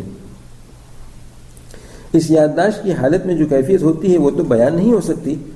ایک اپنے جیسے محبوب کی یاد کی کیفیت بھی کوئی الفاظ و مثال میں بیان نہیں کر سکتا، تو محبوب حقیقی کی یاد کی کیفیت کیسے بیان کی جا سکتی ہے؟ لیکن محض یادداشت کے ہر حال میں قائم رہنے کو ایک مثال کے ساتھ کچھ تھوڑا سا سمجھا جا سکتا ہے۔ وہ یہ کہ پہاڑی دیہاتوں میں دیکھا جاتا ہے کہ لڑکیاں کنویں سے پانی لاتی ہیں تو اپنے سروں پر پانی کے 3 برتن اوپر تلے رکھ کر اکٹھی چلتی ہیں، راستے میں سہیلیوں سے ہنسی مذاق باتیں کرتی ہوئی اور راستے کے کانٹے پتھر وغیرہ سے بچتی ہوئی بے تکلف چلتی ہیں، لیکن اندر سے خاص قسم کا دھیان پانی کے گھڑوں کی طرف رہتا ہے کہ جس کی وجہ سے وہ سیدھے رہتے ہیں اور ہلنے کے باوجود توازن قائم رہتا ہے۔ اگر تھوڑی دیر کے لیے بھی گھڑوں کا خیال نہ رہے تو وہ فوراً زمین پہ گر جائیں۔ چنانچہ جن کو مشق نہیں ہوتی وہ اس طرح 2 قدم بھی نہیں چل سکتے، ہاں اہتمام کے ساتھ تھوڑی دیر کے لیے کھڑے رہ سکتے ہیں۔ اسی طرح سلوک کے اذکار میں محنت و مشق کرنے سے ہمیں وقت یاد کا ایسا ملکہ پیدا ہو جاتا ہے کہ جس کے ساتھ مذکور کا عشق بھی ہوتا ہے۔ اسی ملکہ کو یادداشت حضوری اور یقین و احسان اور وصول و مشاہدہ کہا جاتا ہے۔ اور جب ان اشغال کو آداب شرع کی پابندی، اتباع سنت کا اہتمام اور دیگر متعلقہ شرائط کے ساتھ کامل شیخ کی تجویز و نگرانی میں کیا جاوے تو پھر حسب وعدہ والذین جاہدوا فینا اور ان کنتم تحبون اللہ کے مطابق محبوب حقیقی کی طرف سے قبولیت ہو جاتی ہے کہ جس کی علامت دوام طاعت و تقوی اور یادداشت میں استقامت ہوتی ہے۔ اس ساری حالت کا انداز کر کے نسبت کا حاصل ہونا سمجھا جاتا ہے اور اشغال اختیار کرنے کا یہی مقصود ہوتا ہے۔ یہی وہ دولت ہے کہ جس کے لیے آستانے ڈھونڈے جاتے ہیں۔ بڑے بڑے علماء کرام پیران نظام کی جوتیاں سیدھی کرتے آئے ہیں۔ اسی حالت کو حدیث پاک میں مرتبہ احسان فرمایا گیا ہے۔ مگر یہاں ایک بات قابل غور اور حیرت انگیز یہ ہے کہ حدیث میں واضح طور پر ایمان و اسلام کے بیان کے بعد تیسرا دین کا تکمیلی درجہ احسان کا بیان ہوا ہے کہ جس سے مسلمانوں کے کسی طبقے کو انکار نہیں، لیکن جس طرح ارکان ایمان کے تفاصیل کو سمجھ کر دل سے مانا جاتا ہے، پھر ارکان اسلام کو سمجھ کر عمل میں لایا جاتا ہے، اسی طرح احسان و اخلاص کا حصول بھی ہونا چاہیے۔ اس کے حاصل کرنے کے لیے بزرگوں نے بہت سے طریقے بیان فرمائے ہیں، چنانچہ ان میں سے ایک بہت آسان طریقہ اس رسالے میں بھی بیان ہو رہا ہے۔ دین میں فضیلت کا دار و مدار اسی کے حصول پر ہے، وہ اس درجے کا حصول فرض نہیں بلکہ مستحب ہے۔ دین کے اندر قدر فرض پر اکتفا کرنے والے عوام اگر اس طرف توجہ نہ کریں تو کوئی حیرانی نہیں، لیکن جو حضرات دین کا کمال چاہتے ہیں اس کے لیے دینی شعبوں کے علم و عمل میں خوب مجاہدہ، ان کے تمام اوقات اسی اپنی دینی ترقی میں مشغول ہیں۔ ان میں سے بعض اہل علم پر تعجب ہے کہ وہ اس کیفیت احسان پر پوری طرح متوجہ نہیں ہوئے۔ کیا اس کی وجہ خواہ غیر شعوری طور پر یہ ہو کہ یہ تو نہیں کہ علمی اشتغال اور ظاہری اعمال کے بجا لانے میں عزت و جاہ حاصل ہوتی نظر آتی ہے اور حقیقت میں بھی بہت بڑی عزت ہے، جبکہ تواضع اور ابدیت کے رنگ میں ہو، اور اس دولت کے حصول کے لیے اپنے کو کسی کے سامنے پامال کرنا پڑتا ہے، اپنے کو مٹانا پڑتا ہے، جو کہ بالطبع مشکل ہے۔ اس لیے نفس ان طریقوں سے بچنے کے لیے کبھی تو اس راستے کے خام اور جاہل پیروں کے واقعی غلط اور ناجائز امور اور رسومات پہ علمی اشکال کرتا ہے، اور کبھی یہ دھوکہ دیتا ہے کہ یہ دولت نسبت احسان تو ہم کو حاصل ہے ہی، ہم اس کیفیت کو جانتے اور مانتے ہیں۔ نفس کا یہ دھوکہ اس لیے کامیاب ہو جاتا ہے کہ واقعی میں بھی اخلاص کا ادنا مرتبہ ہر عامی کو حاصل ہے، جیسا کہ اوپر حضوری یادداشت کو سمجھانے کے لیے مثالوں میں گزرا، بس اسی کو کافی سمجھ لیا جاتا ہے۔ یہ دھوکہ کسی اہل علم کی شان نہیں، جبکہ تواضع کی فضیلت اور کبر و عجب کی مذمت میں قرآن و حدیث کے نصوص کثیرہ سے خوب واقف ہیں۔ امداد السلوک میں ہے کہ جس علم نے عجز کے بعد تکبر اور گمنامی کے بعد شہرت کا نتیجہ دیا، وہ وہی علم ہے کہ جس سے فخر عالم صلی اللہ تعالی وسلم نے پناہ چاہی ہے۔ ہمارے حضرات اکابرین حضرت نانوتوی، حضرت گنگوہی اور ان کے اساتذہ خاندان ولی اللہ کو تو بئی علم و فضل مشائخ کی ضرورت پڑی تھی، بلکہ علم ظاہر میں بھی وہ حضرات مجتہدین کے مقلد تھے۔ بدون شیخ اس کار عظیم کا انجام پانا عقلاً اور شرعاً محال نہیں، لیکن عادتاً خصوصاً اس زمانے میں بہت مشکل ہے۔ حضرت مولانا شیر محمد صاحب نے حضرت سانپوری قدس سرور سے پوچھا کہ حضرت یہ پیرزادے اور مولوی اکثر محروم کیوں رہتے ہیں؟ فرمایا کہ پیرزادے تو باپ کے بعد اپنے کو پیر سمجھ بیٹھتے ہیں، اور مولوی تحصیل علم کر کے عالم فاضل ہو جاتے ہیں کہ آئندہ کسی شے کی ضرورت نہیں سمجھتے۔ علماء عمل کو کافی سمجھ کر مطمئن ہو جاتے ہیں، حالانکہ ابھی ان کو آخری درجہ اور طے کرنا ہے کہ جو سب سے زیادہ اہم اور ضروری ہے، کہ اس کے بغیر علم موجب وبال ہے اور عمل پوست بے مغز کی طرح ردی اور بیکار، اور جب اس کی ضرورت ہی ذہن میں نہ ہو تو طلب نہ ہوگی، اور طلب کے بغیر کبھی ان نسبت شیخ کے بیٹے اور بیوی کو بھی کبھی کچھ نہیں ملا۔ اجنبی کو 10-20 سال رہنے میں تو کیا مل سکتا ہے؟ اگر مقصود بالا انہی اذکار سے حاصل ہو گیا تو سلوک کی لائن کی کسی اور ذکر کی ضرورت نہیں، اسی کو کرتا رہے۔ اب جتنی توفیق ہو تلاوت، اذکار مسنونہ، نوافل وغیرہ کا اہتمام کرے، اور تعلیم و تبلیغ، خدمت خلق جس لائن سے مناسبت و شوق ہو اختیار کرے۔ انہی چیزوں سے حاصل شدہ نسبت میں قوت آتی رہے گی۔ اگر ذکر حقیقی میں مزید ترقی کا شوق ہو تو پہلے مراقبہ دعائیہ اور پھر مراقبہ معیت کرے۔ مراقبہ اللہ پاک کی طرف خیال کو جمانے کا نام مراقبہ ہے، تاکہ دل اللہ تعالیٰ کی طرف متوجہ رہے اور دل دیگر باتیں نہ کرے، کیونکہ دل سے بقصد فضول باتیں کرنا غفلت اور امراض قلبی پیدا کرتا ہے۔ مراقبہ دعائیہ یہ بھی بہت آسان اور عام فہم چیز ہے، لیکن کچھ عرصے مذکورہ اشغال کرنے کے بعد کرایا جاتا ہے۔ یہ مراقبہ آسان ہونے کے ساتھ اتنا مفید اور اہم ہے کہ مراقبہ معیت کے جو پرانے ذاکر شاغل جن کے رگ و پے میں ذکر سرایت کر جائے ان کو تعلیم کیا جاتا ہے، جو کہ فی الجملہ مشکل ہے، لیکن اس مراقبہ دعائیہ سے مراقبہ معیت کی طرف آسانی سے راستہ مل جاتا ہے۔ مراقبہ دعائیہ کا طریقہ: کسی یکسوئی کے مقررہ وقت میں پہلے چند بار درود شریف پڑھے، پھر جس طرح شغل نفی اسبات کے دوران میں دل میں خیال کی زبان سے تصور سے دعا کرتا تھا کہ الہی میرا مقصود تو تیری رضا ہے، اپنی محبت و معرفت عطا فرما، اور یہ دعا کرتے وقت دل کی طرف توجہ رکھتا تھا کہ دل اللہ تعالیٰ کو مخاطب کر رہا ہے، یعنی اللہ تعالیٰ کی طرف متوجہ ہے۔ اسی طریقے پر بغیر زبان ہلائے دعاؤں میں دل کو مشغول رکھے۔ پہلے کچھ دیر امت کی مغفرت، ہدایت اور صلاح و فلاح کے لیے دعائیں کریں، پھر اپنی آخرت کے لیے دعائیں کریں، پھر اپنی دنیاوی ضروریات کے لیے دعا کریں۔ شروع میں اس مراقبے کو 5 منٹ سے لے کر 10 منٹ تک کرے، پھر حسب فرصت و ذوق بڑھاتا رہے اور نصف گھنٹے تک کر لے۔ جو تقسیم دعاؤں کی لکھی ہے یہ بہتر صورت ہے، لیکن یہی تقسیم ضروری نہیں۔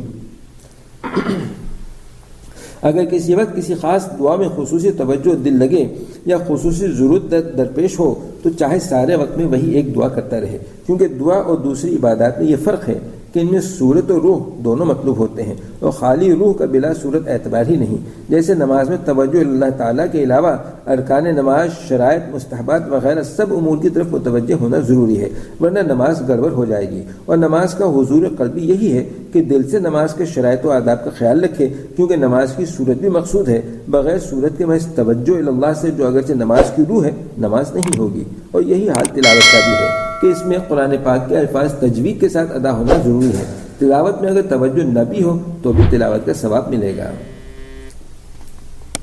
مراقبہ معیت، جیسے نماز کا سیکھنا آسان ہے اور عارف و غیر عارف کی نماز کا ظاہر ایک ہی طرح کا ہوتا ہے، لیکن دونوں کی نمازوں میں باطن کے لحاظ سے بہت فرق ہوتا ہے کہ مشائخ کے نزدیک عارف کی 1 رکعت غیر عارف کی 1,00,000 رکعت سے بڑھ کر ہوتی ہے، اور یہ فرق باطنی کیفیت، یقین، اخلاص اور نسبت باطنی کی قوت کی وجہ سے ہوتا ہے۔ یہی حال مراقبہ معیت کا ہے کہ یہ اتنا آسان ہے کہ ہر آدمی کو حاصل ہے، اور وہ یہی کہ اللہ سبحانہ و تعالیٰ میرے ساتھ ہے، یا اللہ تعالیٰ مجھ کو دیکھ رہا ہے، میں اللہ تعالیٰ کے حضور میں ہوں۔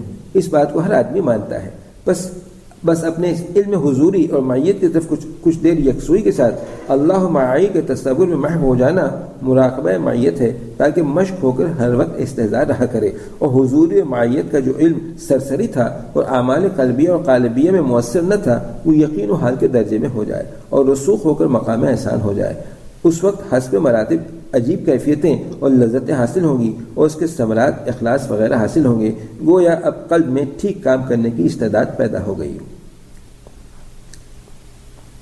خیالات پیدا کرنے والے پرزے میں ٹھیک کام کرنے کی استعداد ہو جانے کے بعد اب اس سے کام لینے میں تھوڑی سی ہمت اور استحضار کی ضرورت ہے، ورنہ تو اچھی سے اچھی مشین بھی سستی اور لاپرواہی سے ٹھیک کام نہیں کرتی اور پھر دوبارہ خراب ہو جاتی ہے۔ اور یہ قلب جب وصول و معرفت و کیفیات حاصل ہونے کے بعد خراب ہوتا ہے تو بہت فتنہ بن جاتا ہے کہ پہلے تو اسی خرابی سے صاحب قلب کو نقصان ہوتا تھا، اب اپنے ساتھ دوسروں کو بھی خراب کرتا ہے۔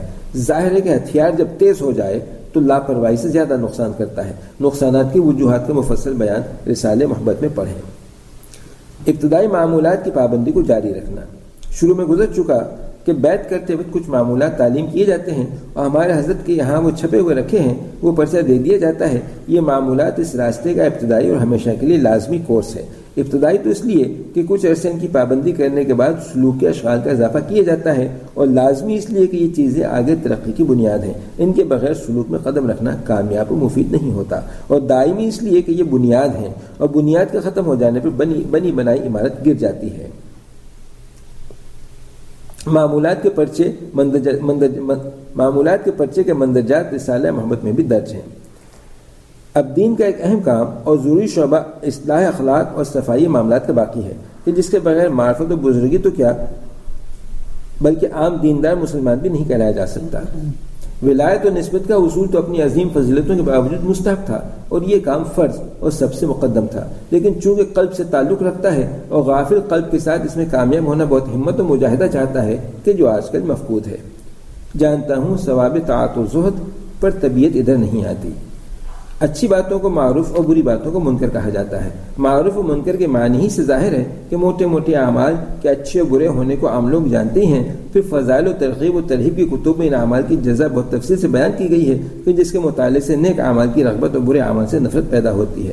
ترغیب و ترہیب میں قرآن و حدیث کے بیان کردہ وعدہ اور وعید پر ایمان بھی ہوتا ہے، اور اس سے انکار نہیں ہوتا، لیکن اس ایمان اور رغبت و نفرت کی اس علم سے ہمارے اعمال میں تبدیلی پیدا نہیں ہوتی یا بہت کم ہوتی ہے۔ اس کی وجہ یہ ہے کہ طبیعت ادھر نہیں آتی، کیونکہ گناہوں کی رغبت و محبت تو طبعی تھی، اور کتابوں سے جو نقصان اور برائی معلوم ہوئی ہے وہ عقلی ہوتی ہے۔ طبع اور عقل دونوں طاقتوں کا مقابلہ ہوتا ہے، کبھی ایک کو فتح ہوتی ہے، کبھی دوسرے کو، اور جب کبھی دونوں متضاد طاقتیں برابر ہوتی ہیں تو اعمال کی تبدیلی میں کوئی نتیجہ نہیں نکلتا۔ اب اس اصلاحی نصاب اور اشغال کے پورا کرنے کے بعد انشاءاللہ تعالی مالک حقیقی کا عشق پیدا ہو جانے کی وجہ سے طبعی بغض اور طبعی حب بھی عقلی جذبات کی مدد کریں گے، تو معمولی سی ہمت کام کر جائے گی۔ اذکار وغیرہ کرنے سے قلب میں کچھ بیداری، روشنی اور قوت آ گئی، فکر سے کام لینے کی کچھ مشق ہو گئی، کیفیت احسان و یادداشت سے حیا و شرم و تقوی و تواضع پیدا ہوئی کہ جو صفائی معاملات کی روح ہے، اور ذکر کے غلبے میں اخلاق رذیلت دب جانے کی وجہ سے ان کی اصلاح آسان ہو گئی۔ صرف تھوڑی سی فکر اور ہمت و استحضار کے ساتھ خیالات کو بدلنے سے یہ مرحلہ آسان ہو جاتا ہے۔ اب مندرجہ ذیل بڑے مشکل و عظیم الشان امور پر بہت آسانی سے عمل کر کے کامیاب ہوں، ان کو نمبر وار بیان کرتے ہیں۔ اصلاح اخلاق و معاملات ایمان و احتساب اور اتباع سنت، ہر وقت کی مخصوص ادعیہ معصورہ کا اہتمام، حب فی اللہ بغض فی اللہ کا اظہار اور بدعت سے نفرت اور توجہ دینا، ان سب امور کی تفصیل رسالہ محبت میں ہے، مگر توجہ دینے کا طریقہ اس میں نہیں ہے۔ اصلاح اخلاق و صفائی معاملات شرعیہ کے مسائل تو حضرت حکیم الامت تھانوی قدس سرہ کے رسالے صفائی معاملات اور بہشتی زیور حصہ نمبر 5 میں مل جائیں گے۔ ان کے مطابق عمل کریں، مگر عمل کا دار و مدار اصلاح اخلاق پر ہے۔ اس کی تدبیر یہ ہے کہ اچھے اخلاق مثلا تواضع، نرمی، حلم، ترحم، شفقت، صبر و قناعت، ایثار و فیاضی، دوسروں کی خیرخواہی کے تقاضوں پر اہتمام و تکلف سے عمل کیا جائے۔ اسی طرح ان کے ازداد، رذائل مثلا کبر، غصہ، بخل و طمع، حسد، خود غرضی وغیرہ کے تقاضوں کے خلاف چلنے کے لیے عزیمت سے کام لیا جائے، اور اس بارے میں اچھے اخلاق کے فضائل اور رذائل کی برائیوں کو متعلقہ کتب مثلا تعلیم الدین سے معلوم کر کے سوچا کرے اور اپنی ہمت و قوت ارادی کو کام میں لایا جائے۔ تھوڑے دنوں تو تکلف و استہزاء سے کام کرنا پڑے گا، پھر مشق و مجاہدے سے طبیعت اس سانچے میں ڈھل جائے گی۔ اس طریقے سے کامیابی کی شہادت حدیث پاک سے مل رہی ہے۔ حدیث پاک میں ہے کہ جو شخص تکلف سے عفت کا طرز عمل اختیار کرے گا، اللہ تعالیٰ اس کو باعفت بنا دیں گے، اور جو شخص بتکلف استغنا کا رویہ اختیار کرے گا، اللہ تعالیٰ اس کو غنی بنا دیں گے، اور جو شخص تکلف سے صبر کا رویہ اختیار کرے گا، اللہ تعالیٰ اس کو واقعتاً صابر بنا دیں گے۔ اور حضرت صلی اللہ علیہ وسلم کا ارشاد امسح راس الیتیم میں اسی طریقے علاج کی طرف اشارہ فرمایا گیا ہے۔ ایک صحابی نے رسول اللہ صلی اللہ علیہ وسلم سے اپنے دل کی سختی کی شکایت کی تو آپ نے ان کو ہدایت فرمائی کہ تم یتیم کے سر پر ہاتھ پھیرا کرو، اور اتباع اخلاق کا بھی اسی طریقے علاج میں کامیابی کا تجربہ ہے۔ ذکر و شغل کی طرح اس بارے میں بھی اپنے شیخ سے تشخیص، تجویز اور تسہیل میں اطلاع، اتباع اور انقیاد کا معاملہ رکھے۔ حضرت گنگوہی قدس سرہ فرماتے ہیں کہ اخلاق سیئہ بہت سے ہیں، مگر اکثر نے ان کو 10 میں محصور کر دیا ہے، اور پھر 10 کا خلاصہ تکبر کو بتایا ہے۔ اگر یہ دور ہو جائے تو باقی خود دور ہو جاتے ہیں۔ اور تکبر کے علاج میں مفصل رسالہ ام الامراض کا مطالعہ کریں۔ ایمان و احتساب و اتباع سنت۔ ایمان و احتساب یہ ہے کہ ذکر و عبادت اور جو نیک عمل بھی کیے جائے وہ اللہ تعالیٰ کے وعدوں پر یقین رکھتے ہوئے پختگی کے ساتھ ثواب کی امید اور رضا الہی کی غرض سے نیت و دھیان کے ساتھ کیا جائے۔ اس طرح سے نیک اعمال کا ثواب سینکڑوں گنا بڑھ جاتا ہے، اور یہ وہ کیمیا ہے کہ جسے کھانا پینا، چلنا پھرنا، بیوی بچوں سے ہنسنا بولنا، غرض زندگی کی ہر جائز عمل عبادت یعنی کار ثواب بن جاتا ہے۔ زندگی کے جائز و مباح کام ایک تو رضا الہی کے لیے مثلا حقوق ادا کرنے کی نیت سے کیے جائیں تو عبادت بن جاتے ہیں، اسی طرح یہی کام سنت کے مطابق کرنے سے بھی ایسی عبادت بن جاتے ہیں کہ جس سے آدمی اللہ تعالیٰ کا محبوب ہو جاتا ہے۔ دیکھیے ایسا قیمتی عمل کتنا آسان ہے کہ عمل میں تو کچھ بھی زیادتی نہیں کرنا پڑی۔ مثلا جوتا پہننا ہے، ہر شخص پہلے ایک جوتا پہنے گا پھر دوسرا، اس میں سنت کے مطابق دائیں بائیں کی تقدیم و تاخیر کا خیال کرے تو یہی عمل سنت ہو کر بڑے اجر و ثواب کا باعث بن جائے گا۔ ہر عقل مند آدمی یہ چاہتا ہے کہ میں اپنے کام اچھے طریقے سے کروں، اس کے لیے کوئی اپنی عقل سے طریقہ سوچتا ہے، کوئی کسی گروہ کی نقل کرتا ہے، مگر اللہ سبحانہ و تعالیٰ فرماتے ہیں کہ لقد کان لکم فی رسول اللہ اسوۃ حسنہ، کہ تمہارے لیے میرے حبیب کے طریقوں میں اچھا نمونہ ہے۔ لہٰذا اگر کوئی اپنی زندگی کے بے شمار کاموں کو جو اس کو کرنے ہی تھے سنت کے مطابق کر لیا کرے تو یہ مفت کا اجر ہے۔ زندگی کے کاموں میں سنت کا طریق معلوم کرنے کے لیے حضرت شیخ زاد مخدوم کی کتاب شمائل ترمذی کا ترجمہ خصائل نبوی اور حضرت تھانوی کا رسالہ جزاء الاعمال و تعلیم الدین مطالعہ فرمائیں۔ اور امت کے فساد کے وقت میں جیسا کہ آج کل کا وقت ہے، اور جبکہ کسی کام میں سنت طریقے کا رواج بالکل ختم ہو چکا ہے، تو اس کام کو رواج کے خلاف سنت کے مطابق کرے تو 100 شہیدوں کا ثواب ملے گا، اور جو لوگ اس کی دیکھا دیکھی اس پر عمل کریں گے ان کا ثواب بھی ان کو ملے گا۔ شب بیداری کے بغیر ساری رات عبادت میں گزارنے کا ثواب۔ ارشاد نبوی ہے کہ جس شخص نے عشاء کی نماز جماعت کے ساتھ پڑھی گویا وہ آدھی رات نماز میں کھڑا رہا، اور جس نے فجر کی نماز جماعت کے ساتھ پڑھی گویا کہ وہ ساری رات نماز میں کھڑا رہا۔ دیکھیے نمازوں کو جماعت سے پڑھنے میں پوری رات کا ثواب ملتا ہے۔ معصورہ دعاؤں کی عادت۔ 24 گھنٹے میں ہر موقع کی جو مختصر معصورہ دعائیں ہیں ان کو ایک ایک کر کے یاد کرتا رہے، اور ہر موقع کی دعاؤں کو ان موقعوں کو پڑھتا رہے۔ بہت آسان کام ہے۔ اس کی مشق ہونے پر ایک تو سارے کام بابرکت ہوں گے، کاموں میں غیبی مدد اور حفاظت ہوگی، دوسرے ذکر کثیر کرنے کا ایک درجہ حاصل ہو جائے گا۔ بذریعہ خیال شہادت کا مرتبہ ملنا۔ حضرت عائشہ رضی اللہ تعالیٰ عنہ نے حضور اقدس صلی اللہ علیہ وسلم سے دریافت کیا کہ کوئی شخص بغیر شہادت کے بھی شہیدوں کے ساتھ ہو سکتا ہے؟ تو حضور اقدس صلی اللہ تعالیٰ وسلم نے فرمایا کہ جو شخص دن رات میں 20 مرتبہ موت کو یاد کرے وہ ہو سکتا ہے، اور موت کو خیال میں رکھنے سے لمبی امیدوں اور فضول فکروں کے عذاب سے بھی نجات حاصل ہوگی۔ اس کی تفصیل حضرت مرشدی کے رسالے موت کی یاد میں مطالعہ فرمائیں۔ بذریعہ خیال رفعت و بلندی ملنے کی ضمانت۔ حدیث پاک میں ہے من تواضع للہ رفعہ اللہ، یعنی جس نے اپنے کو پست اور کم خیال کیا اللہ تعالیٰ اس کو بلند کر دے گا۔ اسی طرح جب کوئی اپنے خیال میں چھوٹا ہو جائے تو اللہ کی نظر میں بڑا اور معزز ہو جاتا ہے۔ جب اللہ تعالیٰ کے ہاں مقبول ہو گیا تو پھر اس کی مقبولیت اللہ تعالیٰ کے بندوں میں رکھ دی جاتی ہے۔ اس مقصد کو حاصل کرنے کے لیے دنیا کیا کچھ نہیں کرتی اور کامیاب نہیں ہوتی، مگر قلب کا کام ٹھیک ہو جانے کے بعد آسانی سے اس خیالی کو بدلنا پڑتا ہے۔ ایک جامع دعا۔ حضرت مرشدی دام مجدہم نے ارشاد فرمایا کہ 32 ہجری سے یہ دعا میرے معمول میں ہے۔ حضرت ابو امامہ رضی اللہ عنہ نے فرمایا کہ حضور صلی اللہ علیہ وسلم نے اتنی دعائیں تعلیم فرمائیں کہ ہم ان کو یاد نہ کر سکے، تو ہم نے اس کیا کہ یا رسول اللہ صلی اللہ علیہ وسلم آپ نے بہت سی دعائیں ارشاد فرما دیں تو ہم ان کو یاد نہیں کر سکتے۔ تو حضور اقدس صلی اللہ علیہ وسلم نے فرمایا کہ تمہیں ایسی چیز نہ بتاؤں کہ جو ان سب دعاؤں کو شامل ہے، یہ دعا پڑھ لیا کرو۔ اللہم انا نسألک من خیر ما سألک منہ نبیک محمد صلی اللہ علیہ وسلم ونعوذ بک من شر ما استعاذ منہ نبیک محمد صلی اللہ علیہ وسلم وانت المستعان ولیک البلاغ ولا حول ولا قوة الا باللہ۔ صرف خیال کی برکت سے اپنے لیے جیسا معاملہ چاہے اللہ تعالیٰ سے کروا لے۔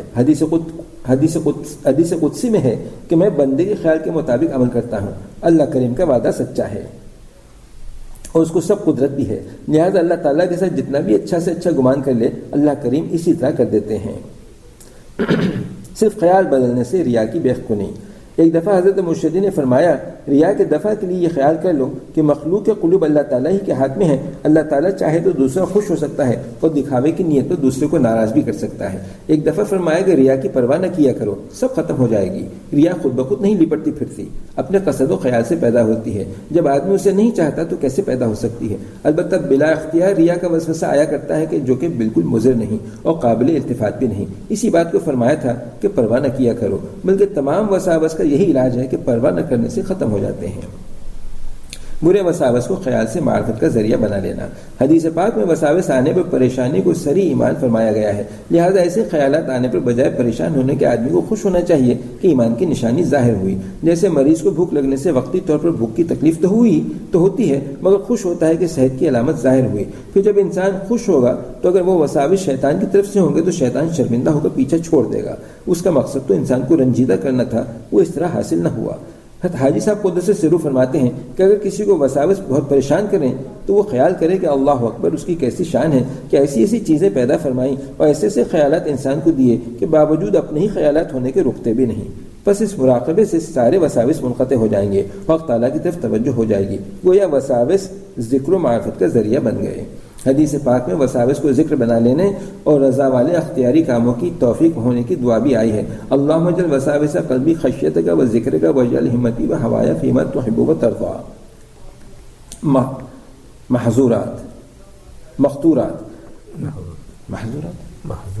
محظورات۔ دشمن نفس و شیطان تو ہر انسان کے ساتھ ہیں، لیکن جو آدمی اللہ تعالیٰ کی معرفت و محبت کا طریقہ اختیار کرتا ہے اس کے ساتھ تو شیطان کو بہت شدید دشمنی ہو جاتی ہے، لیکن نفس کی چونکہ کچھ اصلاح ہو جاتی ہے وہ دب جاتا ہے، اس لیے شیطان اس کی مدد نہیں حاصل کر سکتا اور نفسانی گناہ کرانے میں کامیاب نہیں ہوتا۔ پھر وہ شیطانی اور باطنی ایسے گناہ کراتا ہے کہ جن کا پتہ بھی مشکل سے چلتا ہے، جیسے کبر، عجب وغیرہ۔ ان سے بچنے کی بہت ضرورت ہے۔ رسالے ام الامراض کا غور سے مطالعہ کرنے پر ان کا علم ہو سکتا ہے، اور بعض امور ایسے ہیں کہ وہ کسی طرح کے گناہوں میں شمار نہیں ہو سکتے بلکہ نیکی کے کام ہیں، لیکن اس راستے کے لحاظ سے ان کا نقصان بڑے بڑے گناہوں سے بھی زیادہ ہو جاتا ہے۔ جیسا کہ کچھ حال توحید مطلب کے بیان میں گزر چکا کہ توحید مطلب کے خلاف کرنے میں نسبت کے منقطع ہو جانے کا خطرہ پیدا ہو جاتا ہے۔ توحید مطلب میں تو استفادے کی غرض سے شیخ کے غیر کو ملنا نقصان دہ تھا، لیکن مبتدی کو طریقت کے مخالف دیندار منکرین تصوف وغیرہ اور اپنے شیخ کے مشرب و مذاق کے خلاف کی محض صحبت بھی خطرناک ہے، چاہے استفادے کا قصد نہ ہو، مگر صحبت کا اثر یقینی ہے۔ اس سے اپنے شیخ کے ساتھ مناسبت و عقیدت میں کمی آ جائے گی جو آگے چل کر بعد کا باعث بن کر تباہ ہوگی۔ اسی طرح مبتدی کے لیے ایسے لوگوں کی کتب کا مطالعہ بھی مضر ہوتا ہے کہ جو منکرین تصوف ہوں، اگرچہ ان کی کتب دینی ہی ہوں، کیونکہ ان کی تحریص انداز فکر بدل کر اپنے شیخ سے عقیدت کم ہو جاتی ہے۔ حب فی اللہ اور بغض للہ میں نفسانی خواہش اور جاہ کی قربانی اور جانب کو اللہ کو ترجیح دینا۔ حضرت ابو ذر رضی اللہ تعالیٰ عنہ سے روایت ہے کہ رسول اللہ صلی اللہ علیہ وسلم نے فرمایا کہ بندوں کے اعمال میں اللہ تعالیٰ کو سب سے زیادہ محبوب وہ محبت ہے کہ جو اللہ تعالیٰ کے لیے ہو، اور وہ بغض ہے کہ جو اللہ تعالیٰ کے لیے ہو۔ حب اور بغض کے جذبات سے بعض دفعہ بہت معمولی قسم کے کام بڑے بڑے درجات و مغفرت کا ذریعہ بن جاتے ہیں، خصوصاً جب کہ کبھی کسی کام میں اللہ تعالیٰ کی رضا یا ناراضگی کا اپنے نفسانی خواہشات سے اپنی جہاں سے تقابل ہو جائے تو اس وقت اللہ تعالیٰ کی جانب کو ترجیح دینے والے کو اللہ کریم اپنی شان نشان انعام دیتے ہیں۔ اس رسالے میں چند سہولت کے اعمال بطور مثال بیان کیے ہیں کہ جب اللہ پاک کا فضل ہو جائے اور قلب کی اصلاح ہو جائے تو ذرا سے غور و فکر سے آدمی اپنی ہر حرکت و سکون اور ہر دید و شنید کو معرفت و قرب الہی کا ذریعہ بنا سکتا ہے، بشرطے کہ دینی معلومات اور اپنی ترقی کا فکر رکھے۔ اگر فارغ و سست پڑا تو صرف یہی نہ ہوگا کہ ترقی رک جائے گی، بلکہ ترقی رکنے کے بعد حاصل شدہ میں تنزل شروع ہو جائے گا۔ توجہ دینا، جیسا کئی دفعہ بیان ہوا کہ ان سارے اعمال میں ایک تو ترتیب کے بغیر کامیابی اور فائدہ نہیں ہوتا، مثلا پہلے تصحیح عقائد، توبہ و ارادت کرنا، صحبت شیخ کا اہتمام کرنا، پھر پرچہ معمولات میں پختگی سے عمل کرنا، پھر سلوک کے ذکر و فکر میں مشغول ہونا، پھر مراقبات اور دیگر اعمال قلبیہ اور قالبیہ، اصلاح اخلاق و معاشرت و معیشت کا فکر کرنا۔ دوسرے یہ سارے کام شیخ کی نگرانی میں ان کی تجویز و حکم سے کرنے ہیں۔ یہی اصول لوگوں سے ملنے، ان کو واعظ و نصیحت کرنے اور توجہ سے نفع پہنچانے میں ملحوظ رہے۔ توجہ دینے کا طریقہ نمبر 1، سمجھنے کے لیے یہ آسان بات ہے لیکن مشق کرنے سے پہلے مشکل معلوم ہوتا ہے۔ توجہ کا ایک طریقہ کہ جس کا اثر فوری اور نمایاں طور پر کم ہوتا ہے بلکہ بتدریج ہوتا ہے لیکن مفید و دیرپا ہوتا ہے۔ اس توجہ سے مرید میں جو تبدیلی آتی ہے وہ قائم رہتی ہے اور اسی کو اصلاح کہتے ہیں۔ توجہ کا یہی طریقہ ہمارے بزرگوں کا عام معمول ہے۔ اس طریقے میں توجہ کا مطلب وہی ہے کہ جو عام بول چال میں توجہ کا مفہوم سمجھا جاتا ہے، یعنی کسی کی ترقی و اصلاح کے لیے فکر اور خصوصی التفات کرنا، جیسے استاد کا شاگرد پر توجہ کرنا اور ماں باپ کا اولاد کی ظاہری تربیت میں توجہ کرنا۔ اسی طرح اور اسی معنی میں مرشد کا مرید کی باطنی تربیت و اصلاح میں توجہ کرنا ہوتا ہے، لیکن مرشد کی توجہ میں جو اثر ہوتا ہے اس میں اسرار مخفی بھی ہیں۔ مثلا مشائخ کے افکار و توجہات توجہ اللہ سے متحد ہوتے ہیں اور ان کی قلوب توجہ نظر باری تعالیٰ کے اور تجلیات کا محل ہوتے ہیں۔ جب ان مبارک اور نورانی قلوب میں کسی خوش قسمت کا خیال اور فکر آ جاتا ہے تو وہ اللہ تعالیٰ کی طرف سے نواز دیا جاتا ہے۔ اسی لیے جس کام میں شیخ کی توجہ ہو، مرید بھی اسی میں مشغول ہو تو اس کو زیادہ نفع ہوتا ہے۔